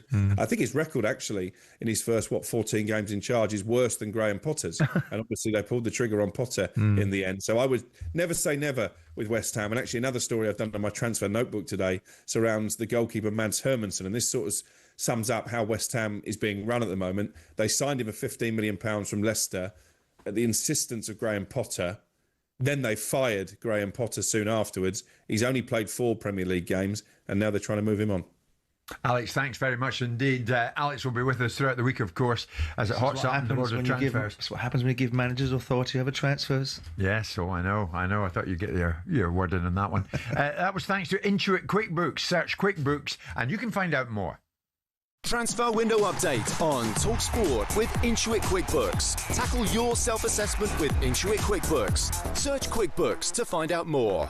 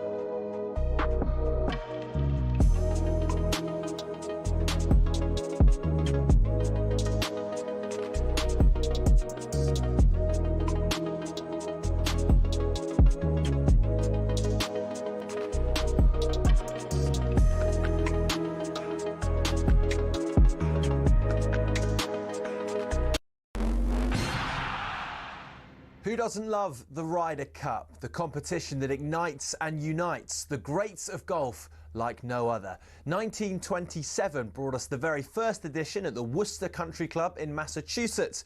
For the first 22 editions, when it was just British and Irish golfers versus the US, America were only beaten 3 times. But in 1979, in came Europe, and in came Seve Ballesteros, who went on to win 5 of them.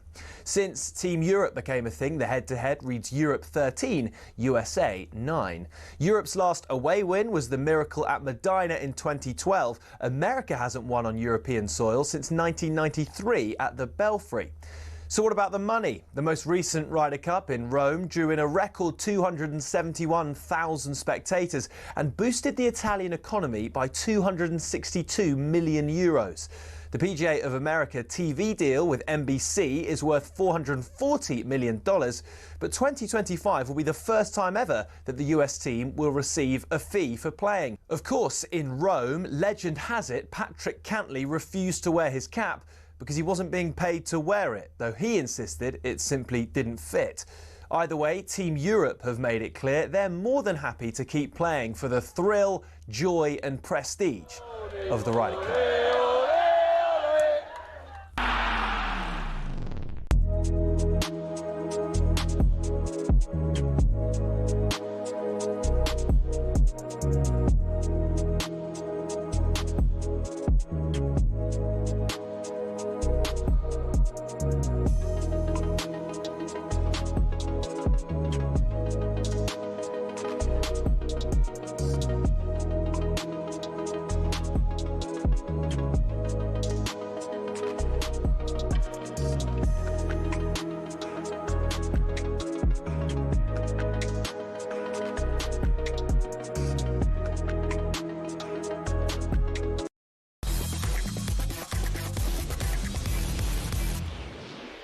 It's showtime on talkSPORT with BetMGM. We're ready for the action.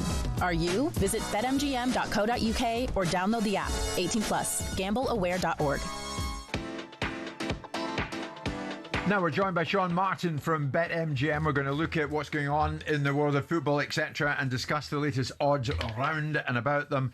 Your beloved Celtic, Mr. Martin. I thought of you yesterday when I heard that Wilfred had said au revoir. And back comes Martin. So what's your thinking?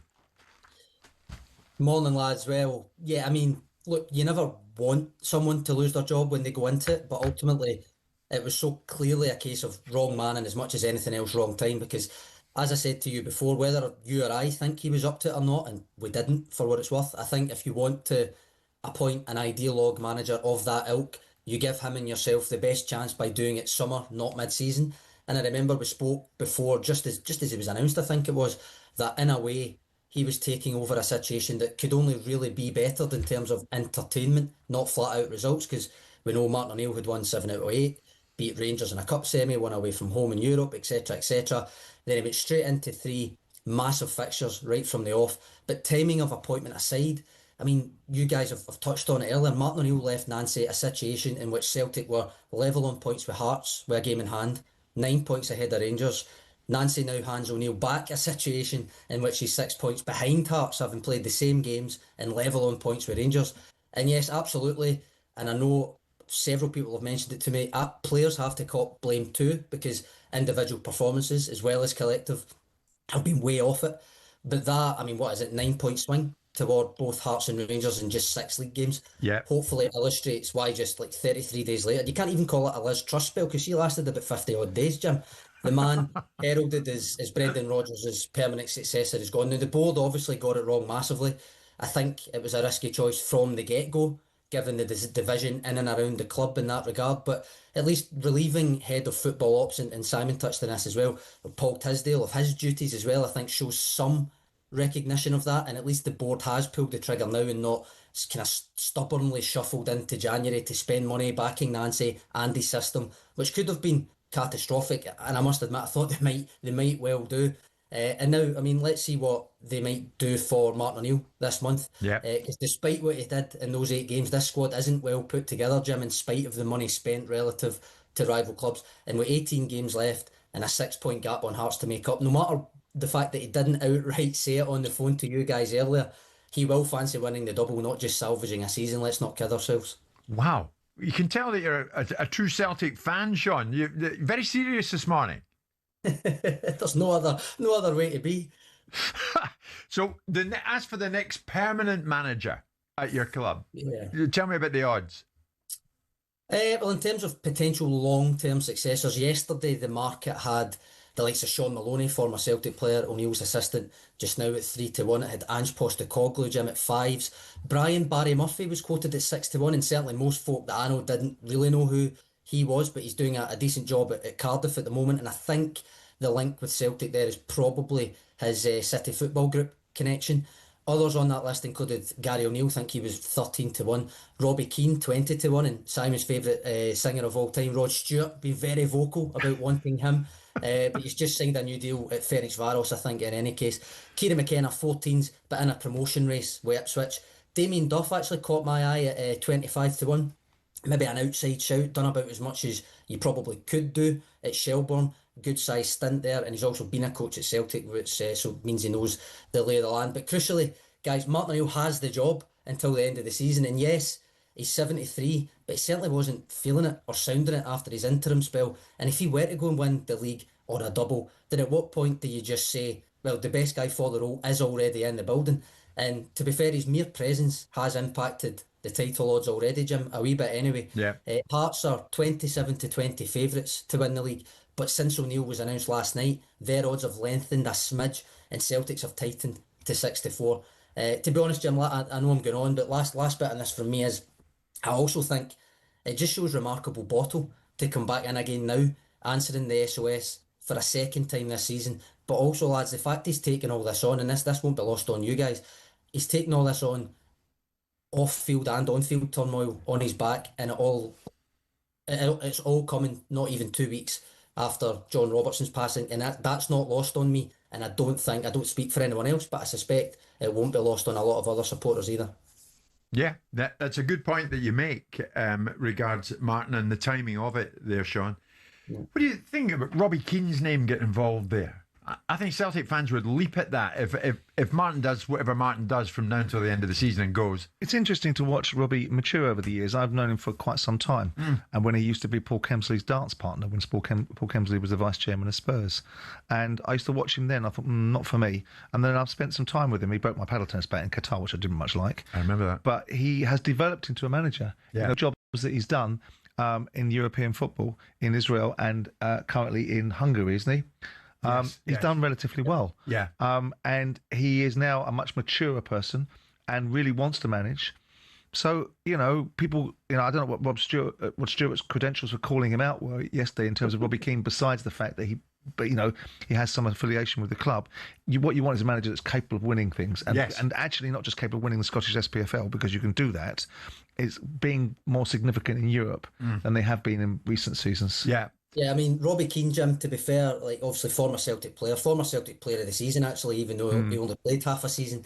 Maccabi Tel Aviv and now Ferencvaros won a league title with both, won a cup, I think, with Maccabi Tel Aviv as well. I suppose the overarching thing there, and Jim, I think you probably agree with me here, is similar to the Nancy appointment being almost a risky one, given the off-field division between club and fans. Some fans won't be on board with Robbie Keane. I've got to say, some fans will see the fact that he worked in Israel during all the turmoil there as something that actively puts them off Robbie Keane. But as a strict, what he's done in his coaching career the last couple of seasons, he's got the credentials for it. I would think so. What about Manchester United then? Let's move on to them. Where are we at with them this morning now that Amorim has departed? Yeah, I mean, from 1-3 at the back, ideologues sacking to another, I suppose. I know Matt Gibson touched on this with you yesterday, and I think when he was on, Enzo Maresca was 2-1 favourite. He's now drifted to 6-1. There's reports surrounding Ole Gunnar Solskjaer returning. He's also 6-1 for the permanent role. Darren Fletcher, current caretaker, around 2-1 or so to land it permanently. And Simon, sorry to say, Crystal Palace boss Oliver Glasner hovering around the favourites' prices at 3-1. Obviously, won the FA Cup with Palace last season. Also, lest we forget, won a Europa League with Eintracht Frankfurt as well. So he's got that in his locker. If he were to go, as long as that was a kind of end of season move, Simon, is it a wave goodbye, bid them good luck situation for you as a Palace fan, or not particularly? Of course, I've always said from the outset that I very much doubted that Oliver Glasner would be staying at Crystal Palace. They haven't given him enough reasons to stay. He's come in, he's been given a contract, he's done the contract, he's done it far beyond anyone's expectations. And with due respect to the manager, as much as I want to push these guys back into their boxes and remind them who they work for, if you want to keep top managers, you have to give them somewhere towards what they might think they're entitled to. Mm-hmm. And Palace have done the polar opposite. They've actually sold from underneath him. In his first transfer window after the season that he started in and when he picked up from Vieira, he shut up and got on with it and got given nothing. This time round, they sold Elise to Bayern Munich. This time round, they sold Eberechi Eze to Arsenal. He got back half of that money. So with due respect to Palace and the brilliance of getting him in the first place, he was always going on to other things. Now, whether it's the right fit in Man United, I don't know. That's a whole different conversation. I think he's a great manager. I would have advocated for him going into Tottenham because Tottenham ain't Man United. Yeah. But there were bigger managers that have done things at Man United that they couldn't achieve him. I think it's a risky move for Glasgow. What about Ollie? Yeah. He also plays three at the back. Ollie Gunnar Solskjaer. We'll pay him. Well, I mean, there's talk that, he's in contention temporarily. He could go back. What do you think? For what reason? Was he a success last time? Stabilise the place. To what end? Did he stabilise it last time? Pretty much, yeah. For a very short period of time, and then we probably saw the worst decline in Man United, which meant the other guys that came in inherited the car crash that he left behind. And you're going to turn around and say, well, it wasn't all Ollie's fault, though. I think a lot of it was when you've got standards being evolved in that football club, and you've got players behaving their way. Do you remember the last game he managed against Watford, I think it was, and the players and the way that they were behaving and the attitude towards the football club they had, and him making statements that they didn't have to win things. If they bring Ole Gunnar Solskjaer, they deserve everything they get.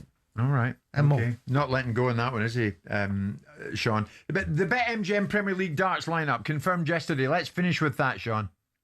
Yep, I was saying there, Oliver Glasner also plays three at the back, so I wonder how that would go down at Man United. But the big announcement yesterday afternoon, we have our 8 players, Jim, for the 2026 BetMGM Premier League season. Yep. Really competitive field, in my view. Debuts for Josh Rock and World Championship finalist Jan van Veen. The two Lukes obviously in the mix as well. Simon's best pal Michael van Gerwen, Stephen Bunting, Johnny Clayton and Gerwin Price. All kicks off less than a month away now, Thursday the 5th of February in Newcastle, and that's the first of 16 regular season nights. Then it's finals night for the top 4 in London at the O2 in May. For me, it makes Thursday nights must not miss for nigh on 4 months now, lads. In terms of favourites to lift the trophy, Luke Humphries is the defending champion. He's 9-2.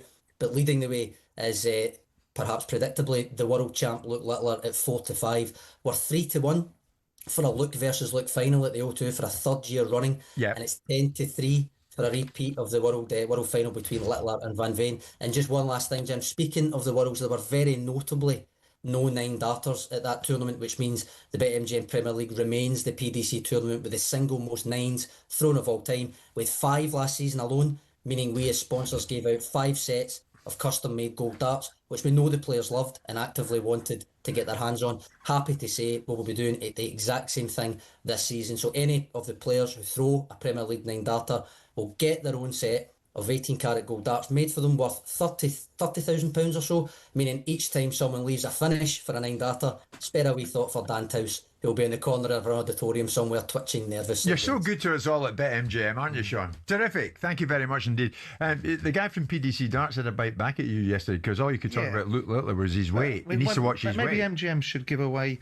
a week in a health farm for these dart players, because I don't think there's anything wrong with that sanctimonious little nitwit yesterday getting all up his high horse because he wanted to protect his prize asset because he's a little bit chubby.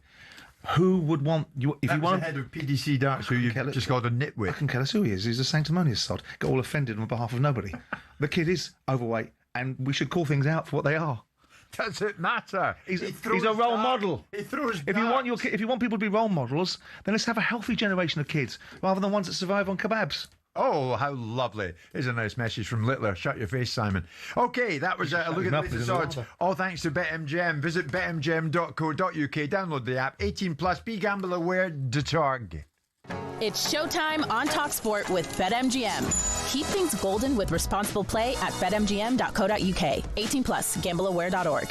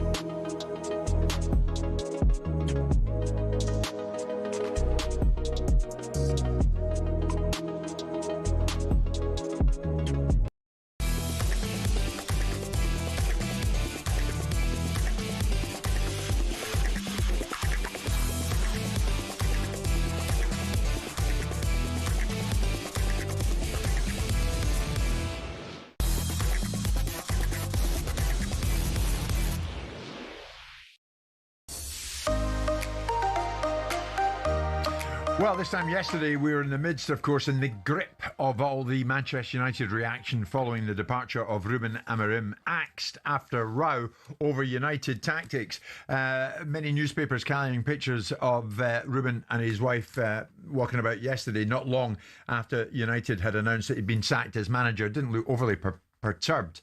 Of course, he's probably left with a fairly Brinks decent Matt amount of delivery, money. A Brinks Matt amount of money that will make anybody happy. But how has the news gone down in his native Portugal? Let's head out to Lisbon right now and speak to a good friend of this show, editor-in-chief of Record, the newspaper, Sergio Critinas. Sergio, good morning to you, what's left of it. Thanks for joining us on the show. How did the news of Ruben's departure from Manchester United, how was it received in Portugal? How did you guys react? Hi, my pleasure to be here. Good morning to you all. Hi, morning. It was like an accident waiting to happen. No, I think it was very clear after the last, I would say, 2 press conferences of Amorim, when he was hinting that something was wrong with the board, that there is not much room for him to stay, unless there was somebody else sacked in the board. That's the feeling we got. You couldn't live together. This Ruben Amorim could not live together with some people in the board, because they were basically, he was in public attacking them and complaining about the lack of power that he had, and this. It's very Ruben Amorim to go clashing and do it against the board. He was at Sporting at some points when things were not good. At Sporting on his basically second full season, when they finished 4th, he was very critical of some moments and some decisions of the board on the signings, especially after they sold Mateus Nunes to Manchester City in the summer, and so he was very critical of them. So it's quite Ruben Amorim to be outspoken and not left in that way unsaid. He's got form for it, as we would say here. What was the Portuguese press expectation of Amorim and his voyage into Man United? Did you think, given the manner in which he achieved success in Portugal, that this was going to translate and that he was going to be successful in Man United, or did you guys always have reservations about him operating at a club like Manchester United? I was very convinced that he would succeed in Man United, honestly, because as he said himself, that Man United, it's not very different on the situation when he got to the club that Sporting was when he got to Sporting. In a sense, it's a huge club. It's a huge English club.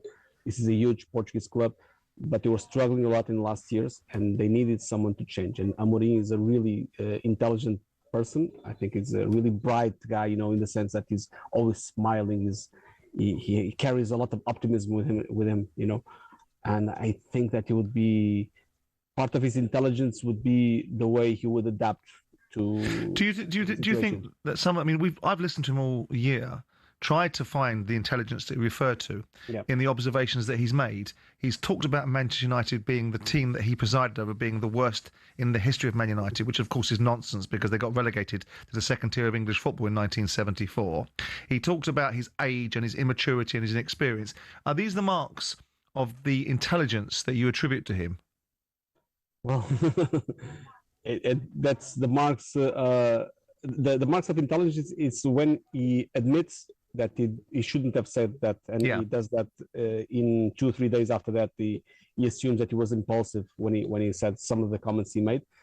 When he was in Sporting, he said a lot of things that he shouldn't have said as well. He did a lot of things like traveling to meet West Ham, owner Sullivan, on the week before they win the league. They were one game away from winning the league, and he was traveling to England to do it. It was a silly mistake, but he always got away with making a joke about it, And when they were celebrating the league title that season, he was saying, "I have to go to bed early because tomorrow I have an early flight to catch." That's typical Amorim, always with a smile, always with a joke to get away from things. What's going to happen now, Sergio? I mean, where's he going to land next? That's basically what I'm asking you. It's a big question mark. I think in Portugal, I think it's almost impossible to see him coming back to Sporting because the way he left was not very friendly. There was some harm, I would say, some resent from the Sporting board for the way he left. Porto, I don't think they need. They are quite happy with Francesco Farioli, unless Farioli leaves in the summer to Chelsea, to Man United. He was linked with Chelsea already.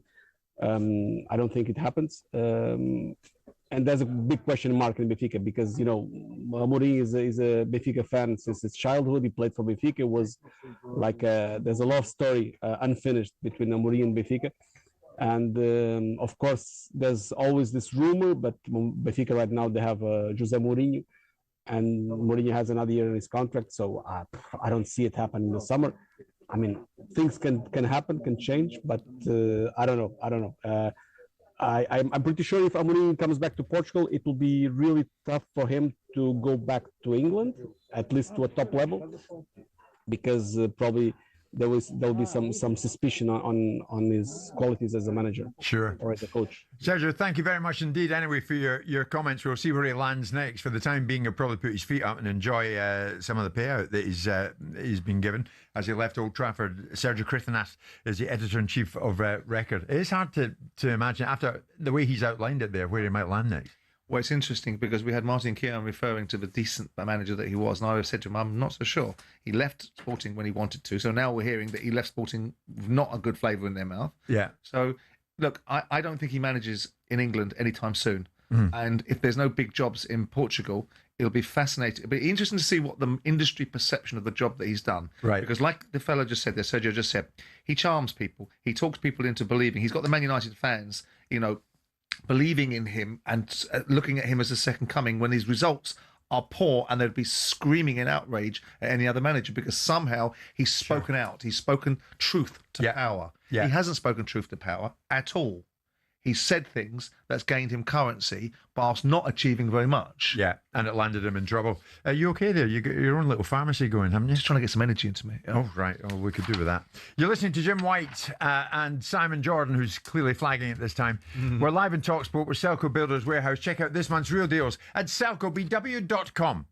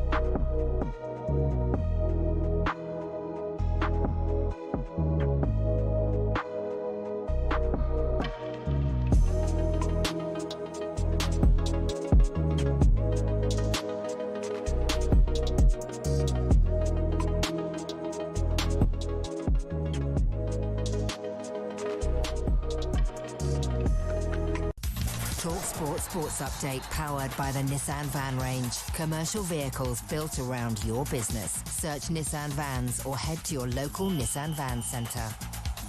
Good afternoon, 2 minutes past 12. Liam Rosenior has signed a deal at Chelsea lasting until 2031. It's a 5.5-year contract with an option for another to be added, and apparently Chelsea weren't the only suitors. I've had interest from many clubs, Champions League clubs, which I've always been open and honest with Mark. I've always been open and honest with our ownership about. But there are certain moments in your life that you have a decision to make that you cannot say no to. Liam there speaking in his final Strasbourg press conference this morning. However, the Strasbourg Supporters Trust are not happy. They say it marks another humiliating step in Racing's subservience to Chelsea, and that club president Mark Keller must leave now. Alex Crook says there's an interesting name being linked to Strasbourg. Gary O'Neill, the former Wolves and Bournemouth manager, who's been looking to get back into management, was pretty close actually to taking the Wolves job before a last-minute change of heart, and obviously Rob Edwards is in situ there now. Meanwhile, Ryan Mason's been sacked by West Brom. We understand Lee Carsley's in the running for that job ahead of yet another rescue mission at Celtic. Martin O'Neill was asked by Jim White this morning whether he had any doubts about answering Dermot Desmond's cry for help. Very difficult to say no to the man who put me in charge way back 25 years ago. You mentioned hesitation in the sense, you know what I mean, that the hesitation is whether you can come back again and win some games, but that'll always be the case. And in Australia, more desolation for England's rundown bowling attack, who were feasted upon by Travis Head and Steve Smith. They both crunched big hundreds on day 3 in Sydney to put Australia miles ahead. Here's Steve Harmson's full roundup on the following on podcast, Ashes Inquest, which is also available on the talkSPORT Cricket YouTube channel. talkSPORT News. A major shake-up of road laws is on the cards, and officials say a Swiss bar that caught fire over New Year hadn't been inspected for 5 years. Amelia has more in half an hour. talkSPORT weather with QuickFit. Whatever the weather, our range of services is longer than the queue at the Chippy on a Friday night. Tyres, MOTs, brakes and more. Book today at quickfit.com. Rain, sleet and snow moving from the northwest throughout the afternoon, with heavy and persistent snow affecting parts of Scotland. Sunny spells and wintry showers elsewhere. Another very cold day with strengthening winds.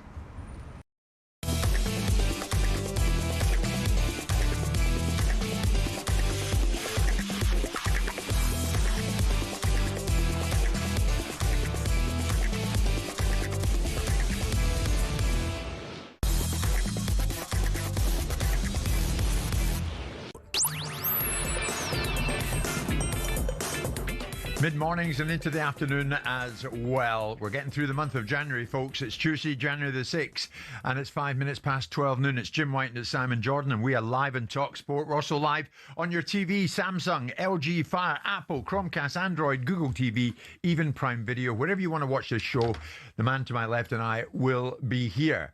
Have you got new glasses? Are these? No. These are old ones that you're still working with. I have a collection of glasses. I noticed that, and I enjoy looking at your collection. Distinguished and failing miserably. Not at all. Distinguished you are, opinionated you are, and that's why we love you. And no doubt you'll give me your opinion on this, Simon. It seems to me that more and more we've gone from the all-conquering manager to the all-conquering boardroom. I'm wondering about the balance and the shift of influence and power here, Simon. Yeah. Because when you look at it, Nuno in his time at Forest, more recently Maresca in his time at Chelsea, blowing up in the end. Amorim, the most recent example at Manchester United. You know where I'm going with this. And of course, these clubs now can boast multiple sporting directors, recruitment control. When it comes to these people behind the scenes, it seems that questioning tactical decisions is even part of the norm now. Sure. Whatever happened to the manager's domain? You know where I'm going with this now, Simon. It seems to blow up for managers when they seem to be deemed to take it too far. And that's what happened to Nuno with Marinakis, certainly with Maresca at Chelsea, and more recently with Amorim. Am I right? Yeah, I mean, there's a balance, isn't there? I mean, no owner really wants to be involved in things they don't need to be involved in. They don't buy a football club so they can run it. They buy a football club so it can be run well for them, and they can take all the rewards from it, whether that's financial rewards or prestige. There is a balance between it. How do you attribute the success of Brighton? Do you attribute it to Tony Bloom? So that's a boardroom that's working well then, isn't it? Because there's a boardroom that's introduced recruitment policies, data policies, acquisitions of the right players, acquisitions of the right managers, planning ahead. So there's a boardroom that, and I would wager you that Tony Bloom will ask his manager to account to him. Right. Because if you own a football club, you will want to be accounted to. What's the tactics for the team? Why are we playing that way? Who are we buying? Who are we playing this weekend? If you're a manager that's not getting what you want, that's an invasion of your space. If you're a manager that needs support, that's supportive of the owner. Depends upon the context and the circumstances in which you find yourself in. Yeah, but hang on. Managers, Tony Bloom should not get involved in team matters, should he? With Ursula. And I very much doubt that he does. Okay, well, you didn't. But I would have a weekly debrief from my manager. I would have a conversation with my manager after every single game, win, lose or draw. Right? I wouldn't ever tell the manager which team players he had to pick. I would never tell a manager which tactics he'd deploy. But I'd want to be involved in why he was doing it, because he was in the end accountable to me. Yeah, but would you influence the formation that the manager chooses to play? No, but I don't think many owners will. See, this is what we have seen at certain clubs here, and this is what I'm driving at. That's what's being curated through sections of the media. That's what's being pushed into a funnel by managers that want to have their own way in every single circumstance. Do you believe in life that everybody should get everything when they want, how they want, where they want it? I don't think they should. I think managers should have to coach players. They should have to make players better. They should be accountable for their own decisions. There's an area of remit that they're capable of doing. The days of managers buying and selling players has gone.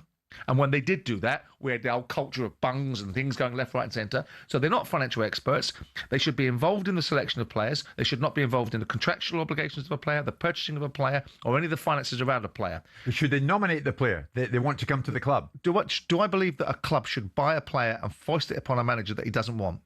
No, of course I don't. Right. Do I believe that happened? No, I don't. Do I believe you don't believe that No, I happens? don't. I believe what actually happens is there is a...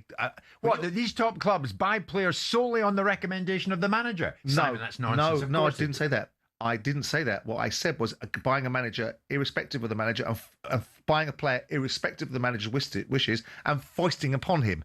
The buying of a player now cannot be done by a manager and his little mate agent deciding this is the right player to be given. When you're buying a £50 million player, you have to assess it properly. You have to have all the due diligence that you would have for buying a building. If you bought a building, you wouldn't just go, well, my mate over there says it's a good building, the door opens, so I'm going to buy it. Right? You do all the structural analysis. You'd make sure that all the evaluative perspective that you could deploy in using the intelligence of whether it's data or scouting networks or intelligent people around you, and then you'd present it to the manager. The manager goes, oh, I'm not having him under no circumstances. Then most owners would go, okay, fair enough. But what they would tend to do is they'd go to a manager and go, we're looking at this range of players. And the manager would go, this is the player I want most of all. But within that range of players, if this is the one you can get, I'll accept that's the one you can get. At no point do I believe that just simply they are disregarded from the entire process, not even consulted, not even considered. Nor should they be. Nor they should can't they possibly be disregarded from the entire process. But the manager should have the final say, right? The manager should have the final say up to a certain point. So if the manager says... up to a certain point. Well, yeah, okay. So the manager says, I think you should pay 150 million quid for him. And the owner goes, well, I don't care what you think. With due respect, it's not your money. That's an extreme example. So they shouldn't have the... Should the manager have the final say? On a player that's been brought into the club, if a manager doesn't want him, categorically doesn't want him, and is able to make a good case for the reasons why he doesn't want him, and doesn't have to do it repeatedly, and is trusted... Yeah. When a manager... Okay, we had this conversation with Martin O'Neill. When a manager buys a player and gets it wrong, is he accountable for it, or does he skate away from it? Because most of the time, they try and skate away from it. And when you say to a manager, because I've done it, and I said it to O'Neill in the room, when you turn around and say, right, put your house on it. Put your house on it. Do you back this signing unequivocally? Have you done all your due diligence? Have you made sure that every aspect of this 50 million quid of my money that you're going to spend, you own? See how quickly managers back away from it. Right. And don't want that responsibility. They want all the authority and none of the accountability. Yeah, but these individuals behind the scenes, Chelsea have got 5 sporting directors. So you say. Jason Wilcox at Manchester United. All the supposition at the moment is that Amorim went because of this thing that blew up between himself and Jason Wilcox. Amorim went behind the scenes. Matches. Here's the thing, though. Who are we going to hear next from at Manchester United? Manchester United play Burnley at Turf Moor tomorrow night.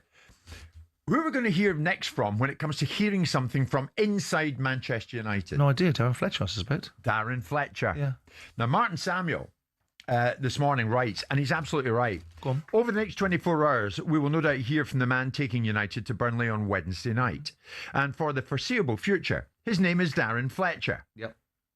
The man with the giant say, Jason Wilcox. Recruitment is part of his purview, and he is believed to have fallen out with Amorim during a wide-ranging discussion about the team, the system, the future, maybe even the tactics. Yep. Will we hear from Wilcox before Burnley? Doubt it. Just as we haven't heard from any of Chelsea's 5 sporting directors since Endo Maresca was sacked.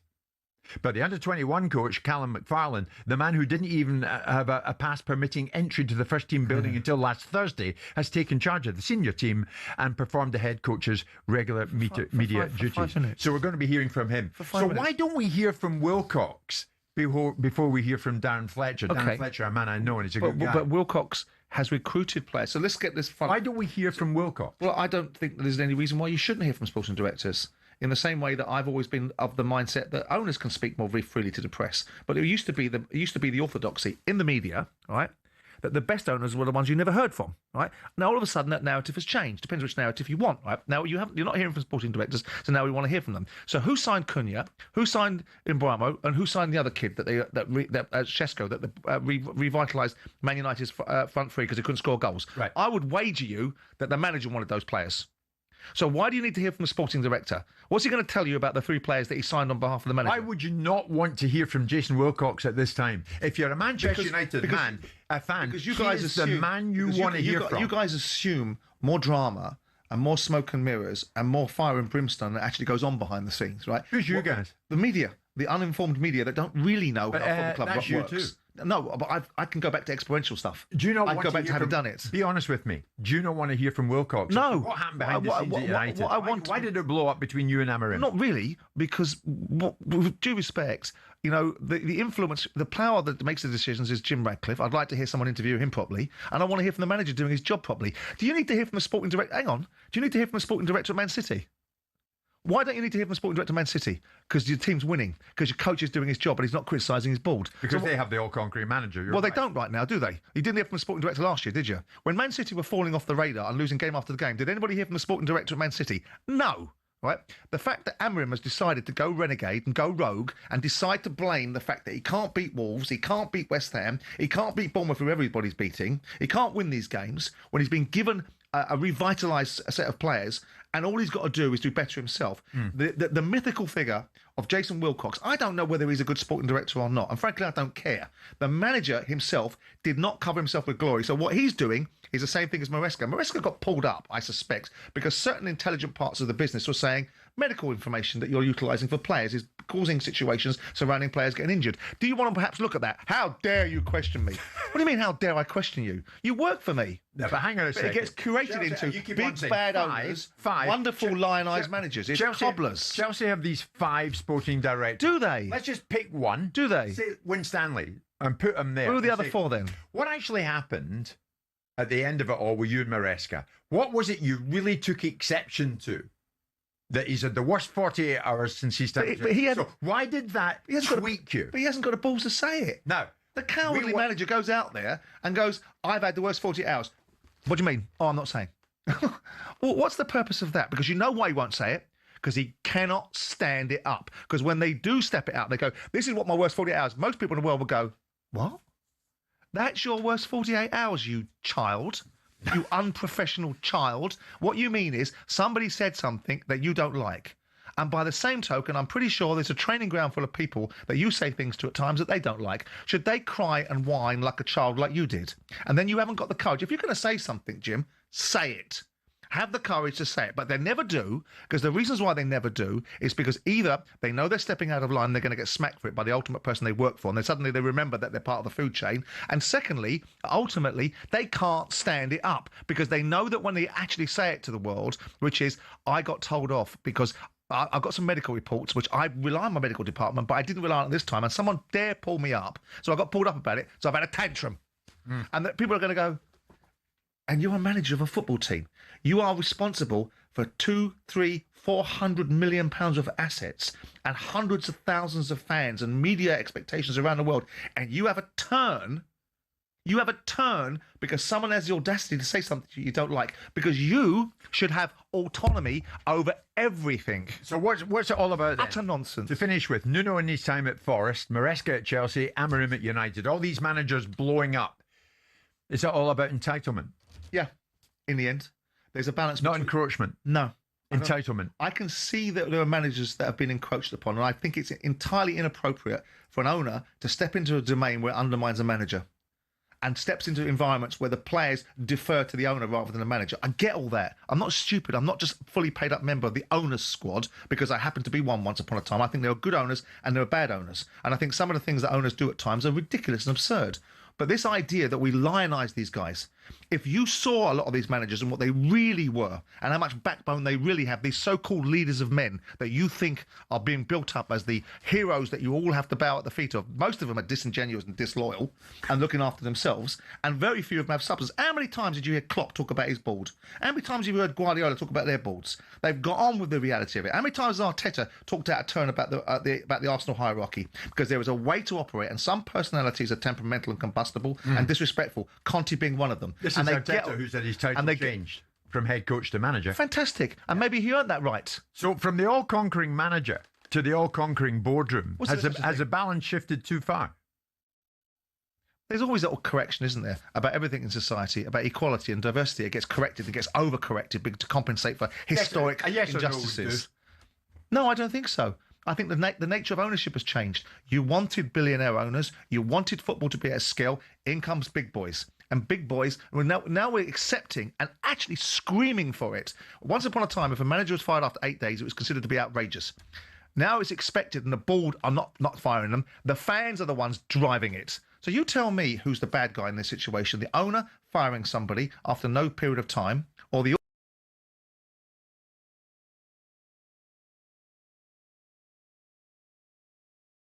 It's Jim White, and the man who told me he was running a bit low on energy today, Simon Jordan. And we're live in talkSPORT with Selco, where the train goes.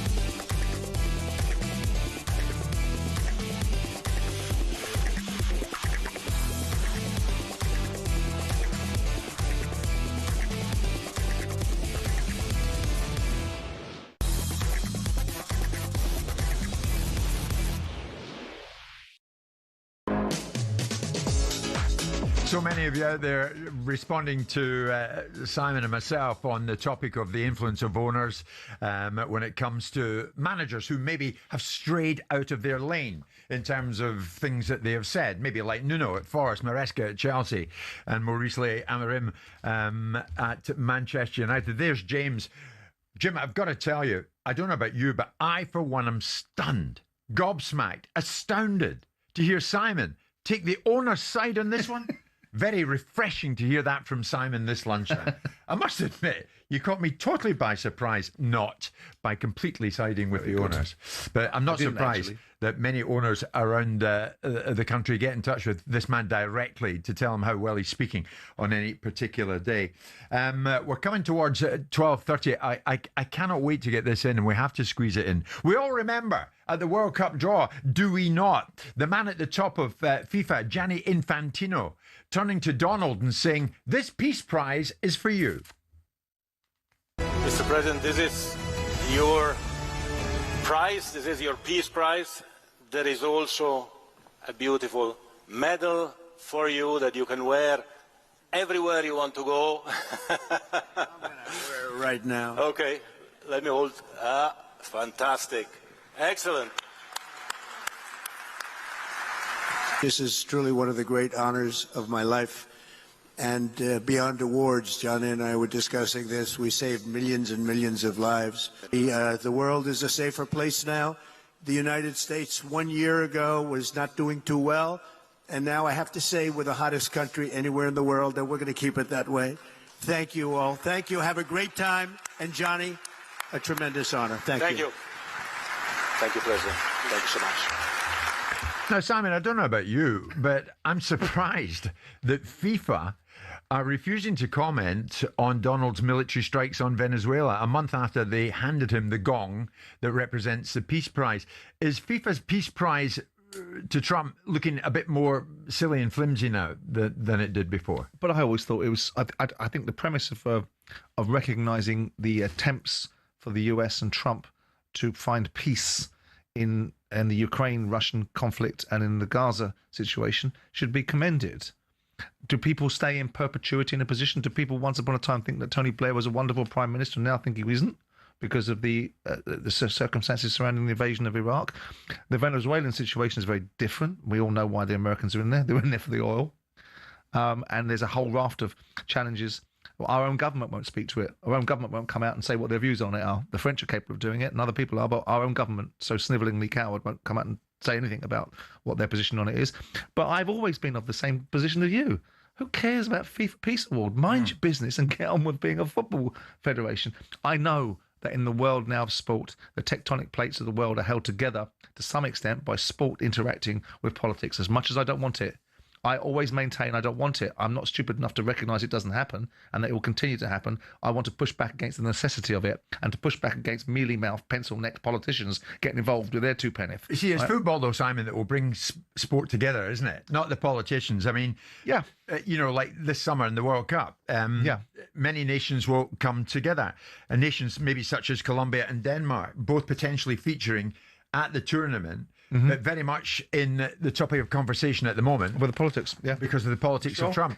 So, football can say, all right, forget all that nonsense. And let's not be involved in it. Let's not be involved in it, and let's have these nations at a World Cup. Or can it? Because football equals Infantino, who showed that they can't really separate it, and they won't separate by giving him the gong. I know, but that's a different discussion about the idea of whether you can have nations in a space that are forming in a football tournament? Could you have the Ukrainians play the Russians? And would that have anything to do with football and governing something? You could argue that absolutely you could not. In fact, you would probably argue that very clearly and coherently. You couldn't have an Israeli team play against certain other sides because of the perception of the challenges that are happening in that region. Yeah. So the unfortunate thing for sport is it will be dragged into politics because of the world, the affairs of the world and the nature of how sport interacts with it. Sure. So going to the original point, does the award look flimsy? Well, it looked flimsy in the first place, No, not because of the deeds of what Donald Trump was attempting to achieve, because it doesn't need to be doing it. Yeah, it's when politics gets involved in sport, maybe as it's doing in Scotland. First Minister John Swinney has proposed a national bank holiday. This is embarrassing, the day after Scotland's World Cup opener against Haiti. He says Monday, June the 15th, could be designated as a national bank holiday to mark Scotland's participation in the tournament for the first time since 1998. Go on, John. Why not? I mean, everybody have a day off. Don't you feel, apart from the fact you fled those shores as quick as you could to get the English pound, don't you feel that there's an element of second-class citizenship about this? You're going to a tournament because you merit being there. The fact that you haven't been to previous tournaments is a blot on your landscape because countries like Denmark at a similar population level are regularly qualifying with tournaments, so you can look inwardly. And to have a bank holiday after hopefully you've got pumped by Haiti is almost a ridiculous piece of populism that blows up in your own faces. How weak-willed do you want to be? Not at all. We will write headlines of our own, even though we were the nation that left Glasgow in an open-top bus parade to head to the airport, to head to Argentina for Ali 1978. It's just that we didn't bargain for people like Cubillas of Peru, the Iranians, although we did beat the Dutch. Beat the Dutch. Thanks to Archie Gemmell. Love it. 12:30.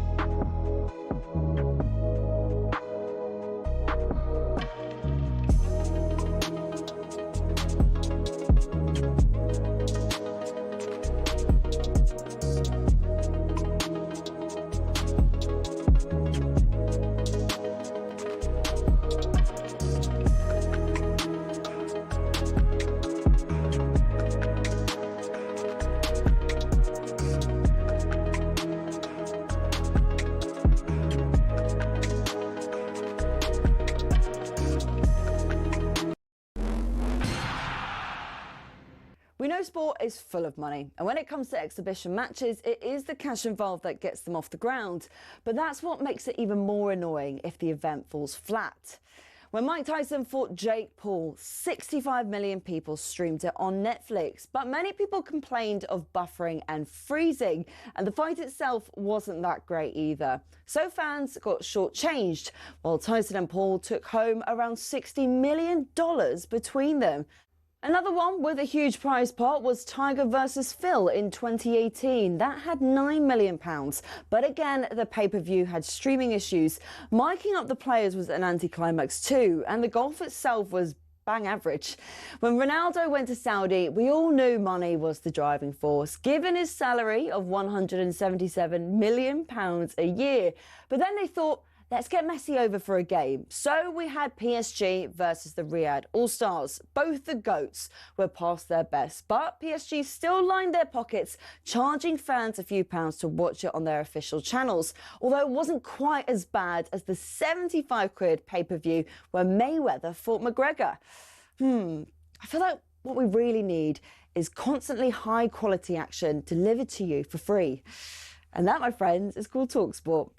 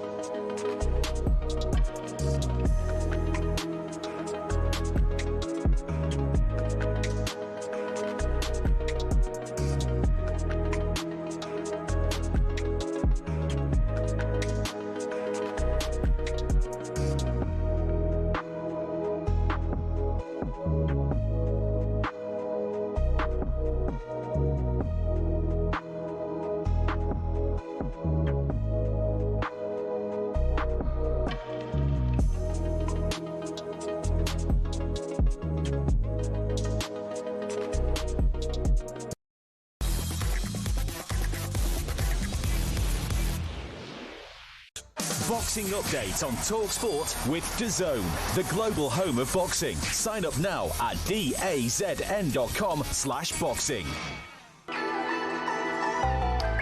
So why not talk boxing for the time being? This Saturday, Germany hosts a massive heavyweight homecoming for Ajit Kabayel as he takes on Damien Kabila, in the winner being lined up for a shot at the WBC heavyweight title. So it's Kabayel against Kaniba.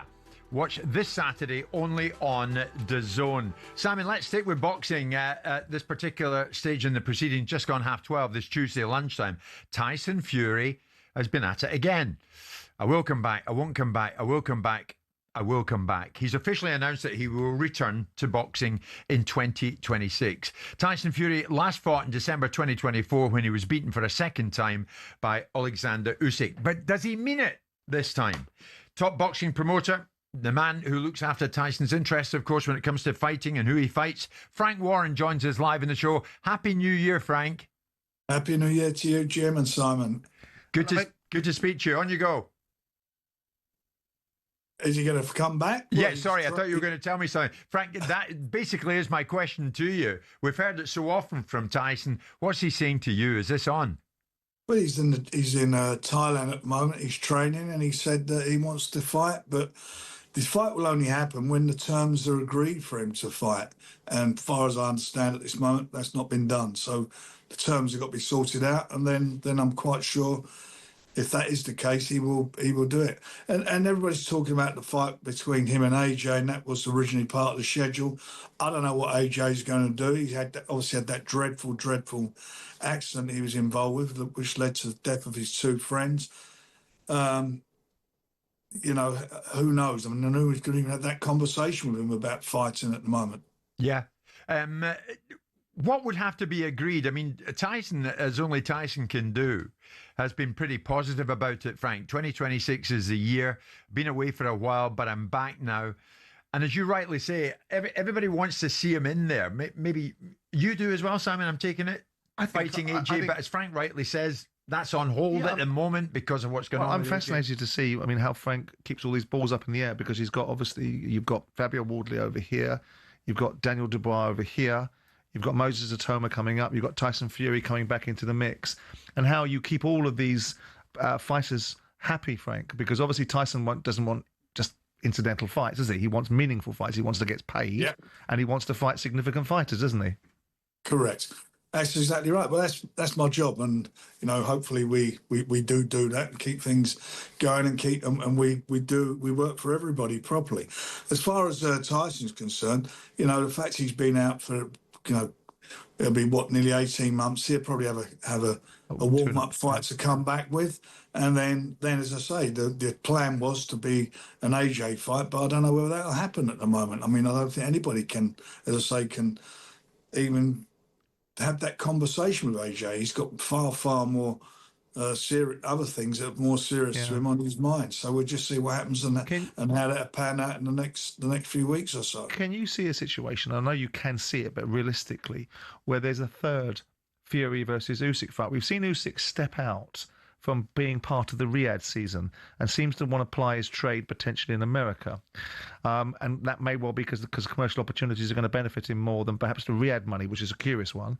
Can you see a world where there's a real calling from Usyk's camp to have a third dust up with Tyson? Well, the thing is with Usyk and his team is that he's got a load of mandatories lined up. He holds 3 belts still. He's vacated one, which is WBO, which Fabio holds now. Yep. Because he didn't want to fight Fabio, so that's that. And he's got 3 other mandatories. He's got to make them happen, or he will have to vacate those belts. And in the meantime, he's talking about maybe fighting Deontay Wilder in the States. But he's going to need to fight somebody of note, and if he's going to carry on, he's going to have to work a deal out where he can have an exception for defending his mandatory challenge. And if he does that, then a lot of people have to be satisfied. So it's a bit of a mess. But one thing about him is that if he wants to fight, he's going to have to fight one of our guys, because all our guys are the mandatories. Or does a belt drop off, another belt drop away from him, Well, and we get an opportunity? But then what happens if that belt drops off? Then the next governing body will say, right, it's our turn now. So that's what will happen. So here, and all we want to do is see him in the ring. If he's going to fight Usyk, I want to see him in the ring. I mean, he's done brilliantly. He's the #1 heavyweight out there. He's done everything that's been asked of him, and I feel that him and Tyson was a really both those fights were great fights. I'd watch one of them again. 2026, Frank, like every year for you guys, certainly at Queensberry is going to be a big one. It starts early, the 24th of January in Manchester, and your man Moses Atoma, everybody talking about him, up against Jermaine Franklin. I mean, it's a big test for Atoma, but is this going to be his year? Is he going to rise to the very top, and it starts now? Well, our year actually starts with our first show in Germany this weekend. That's our show with Ajit on Caballero. Caballero, right. That's sold out, 13,000 tickets. We sold out in a day and a half. Then, as you just said, Jim, 24th, we've got a really good quality fight with Moses against Jermaine Franklin. He's never been stopped, and this is a tough fight for him, and I think this is going to be the fight that will set him up. I hope he comes through. It will set him up this year to challenge for a world title. What's the better I mean, obviously a win, Frank. I'm not trying to be clever. A win for Moses is expected.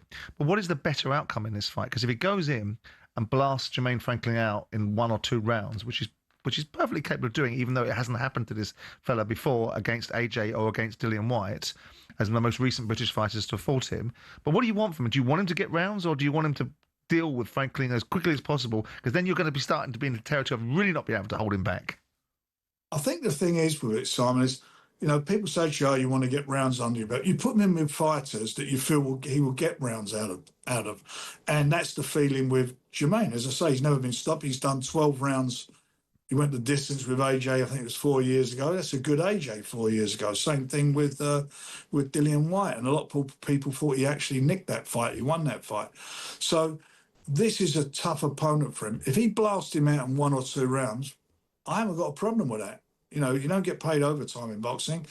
You catch him, they go, and that's it. And he's he's capable of doing that, and that's why he's so exciting, and that's why people are buying into him. It's a great showing in Manchester. We've got seven fights on it. It's another magnificent 7 show. It's nigh on sold out, And I feel that if Moses comes through this fight, I think he sets himself up for fighting for a world title, as I said earlier, before the end of the year, maybe even becoming the youngest Brit to ever win a world title. It certainly looks like a great show, Frank. Thomas Franklin. On the undercard to that, Willie Hutchinson and Ezra Taylor. Before I get your take on that, the two of them were in here not that long ago, Frank. It got a bit interesting. Have a listen. Like he's saying, I deserve this. Whatever do you deserve? What? Please explain. Look, he said to me, yeah, he deserves bigger. He had a life and death for that man. Hang on, he said, to the middleweight. He said, I was where you were 7 years ago. Yeah. So why are we here now? That means that you failed in your career, that you're fighting someone like myself. You should be ahead. No, it's just no one else will take it. I'm not fighting someone like Willie Hutchinson. 7 years from now, I'm not fighting you. He said it yesterday, right? I promise. And this is the truth. And you did. He said it yesterday. And it was like, if I win or lose, it doesn't really matter. It's a great opportunity, like he said. No one said that. You've never heard me say that.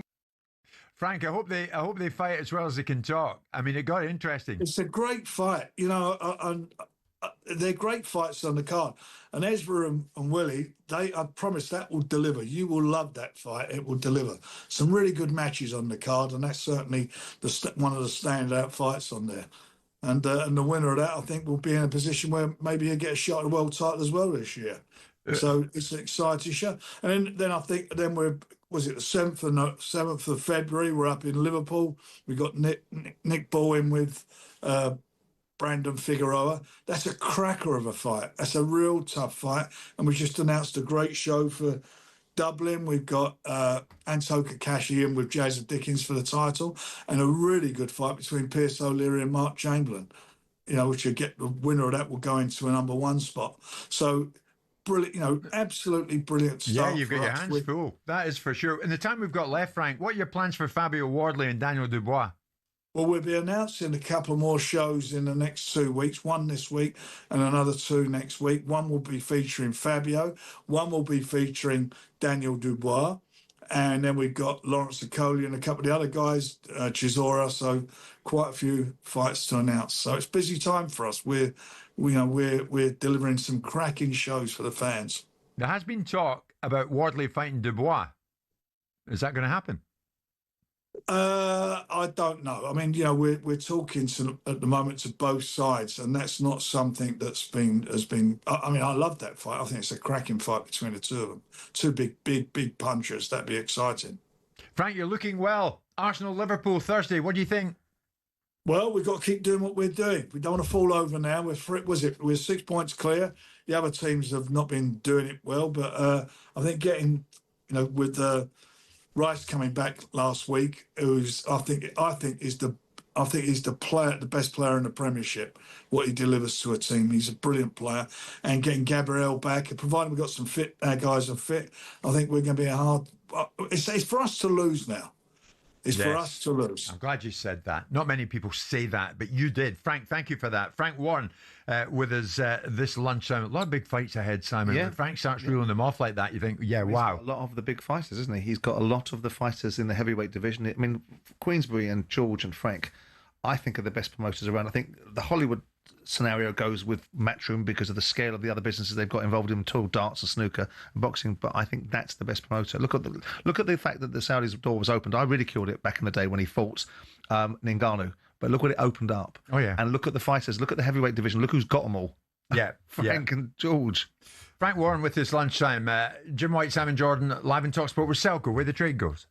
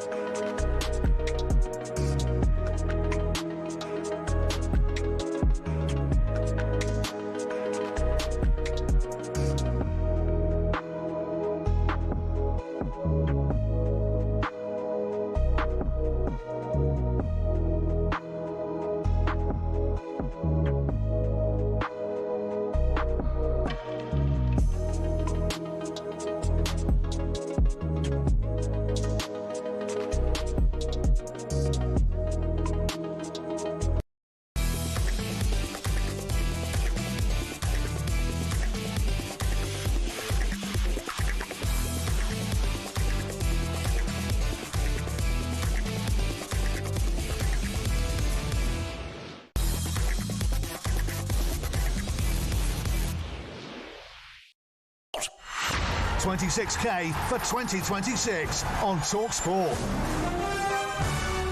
Only a few more days left for your chance to win 26,000 quid. At 12 o'clock this Friday, we'll call one lucky winner. It could be you, with the payment guaranteed that day. If it is you, don't miss your chance. 26,000 for 2026. For your chance to win, text WIN to 83338.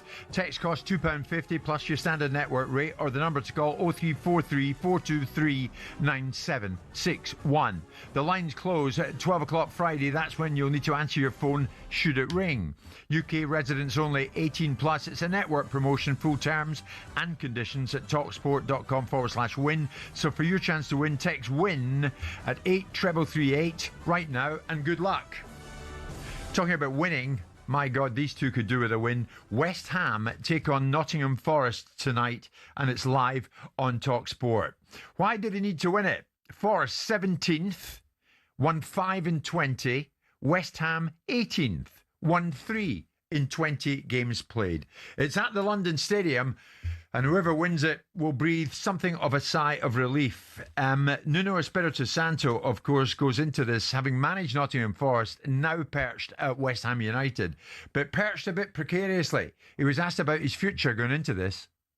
I've been around many times, many long times, and I know, and my focus is not on that, on speculation. No.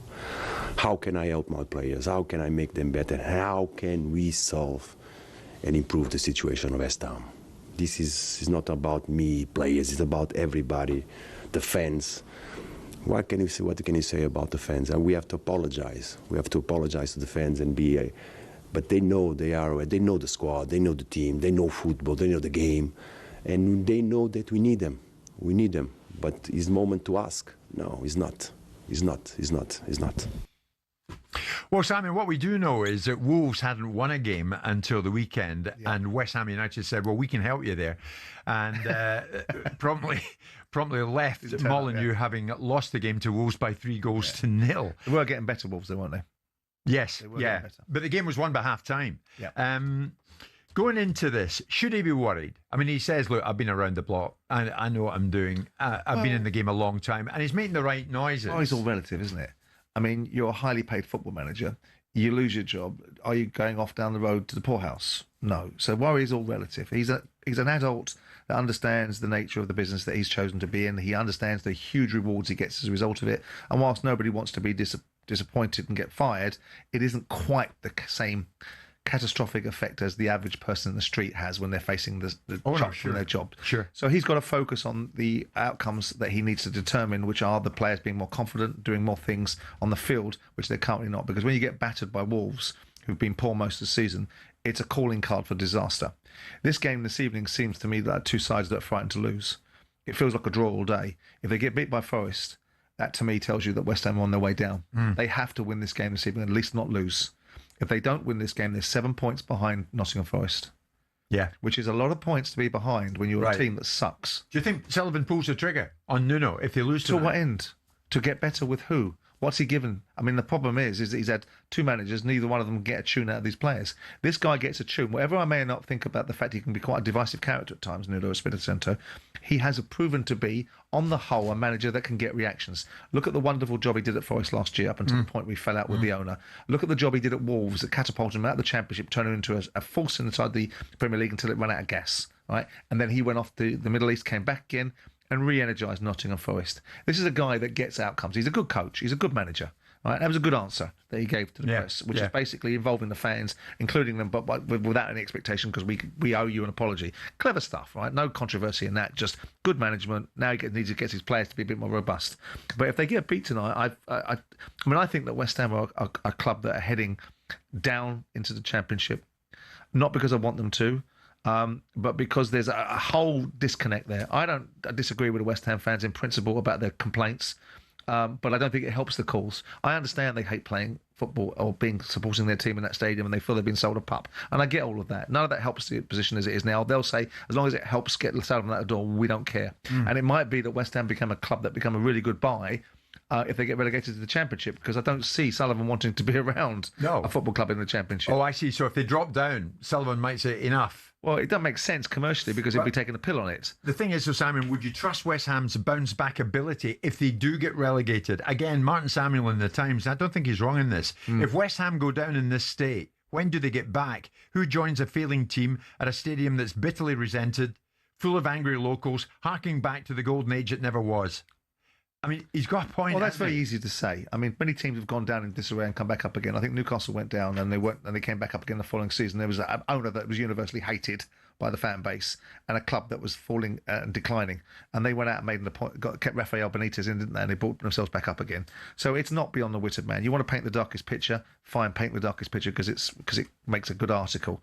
The fact is that West Ham are a big football club. They've still got a squad that's better than ultimately than the Championship teams that are beneath them. So if they do go down, it'll be incumbent upon whoever's managing them to get them together and to get them to focus on the fact that the football club does have major assets in its fan base. They're not going to change the stadium. So, no. We can paint a picture as much as we want. Got to go on with it. But the painting of a picture says that fans hate the stadium. Well, the fans will hate it even more when it's in League One. Sure. Right? Yeah. So people will get themselves together. This is a moment in time. But they've been asking for this to some extent. They didn't value David Moyes. The fans didn't value David Moyes. They had to have a change. And come Pellegrini. Someone told them they were going to get a progressive football manager that plays a front foot football. Yeah. That wasn't Pellegrini. Not Pellegrini. It was Lopetegui. Sorry. Good job. I'm talking about the same person. Right? But they both managed the club, so I'm not too far away from that. And then they get Graham Potter. Yeah.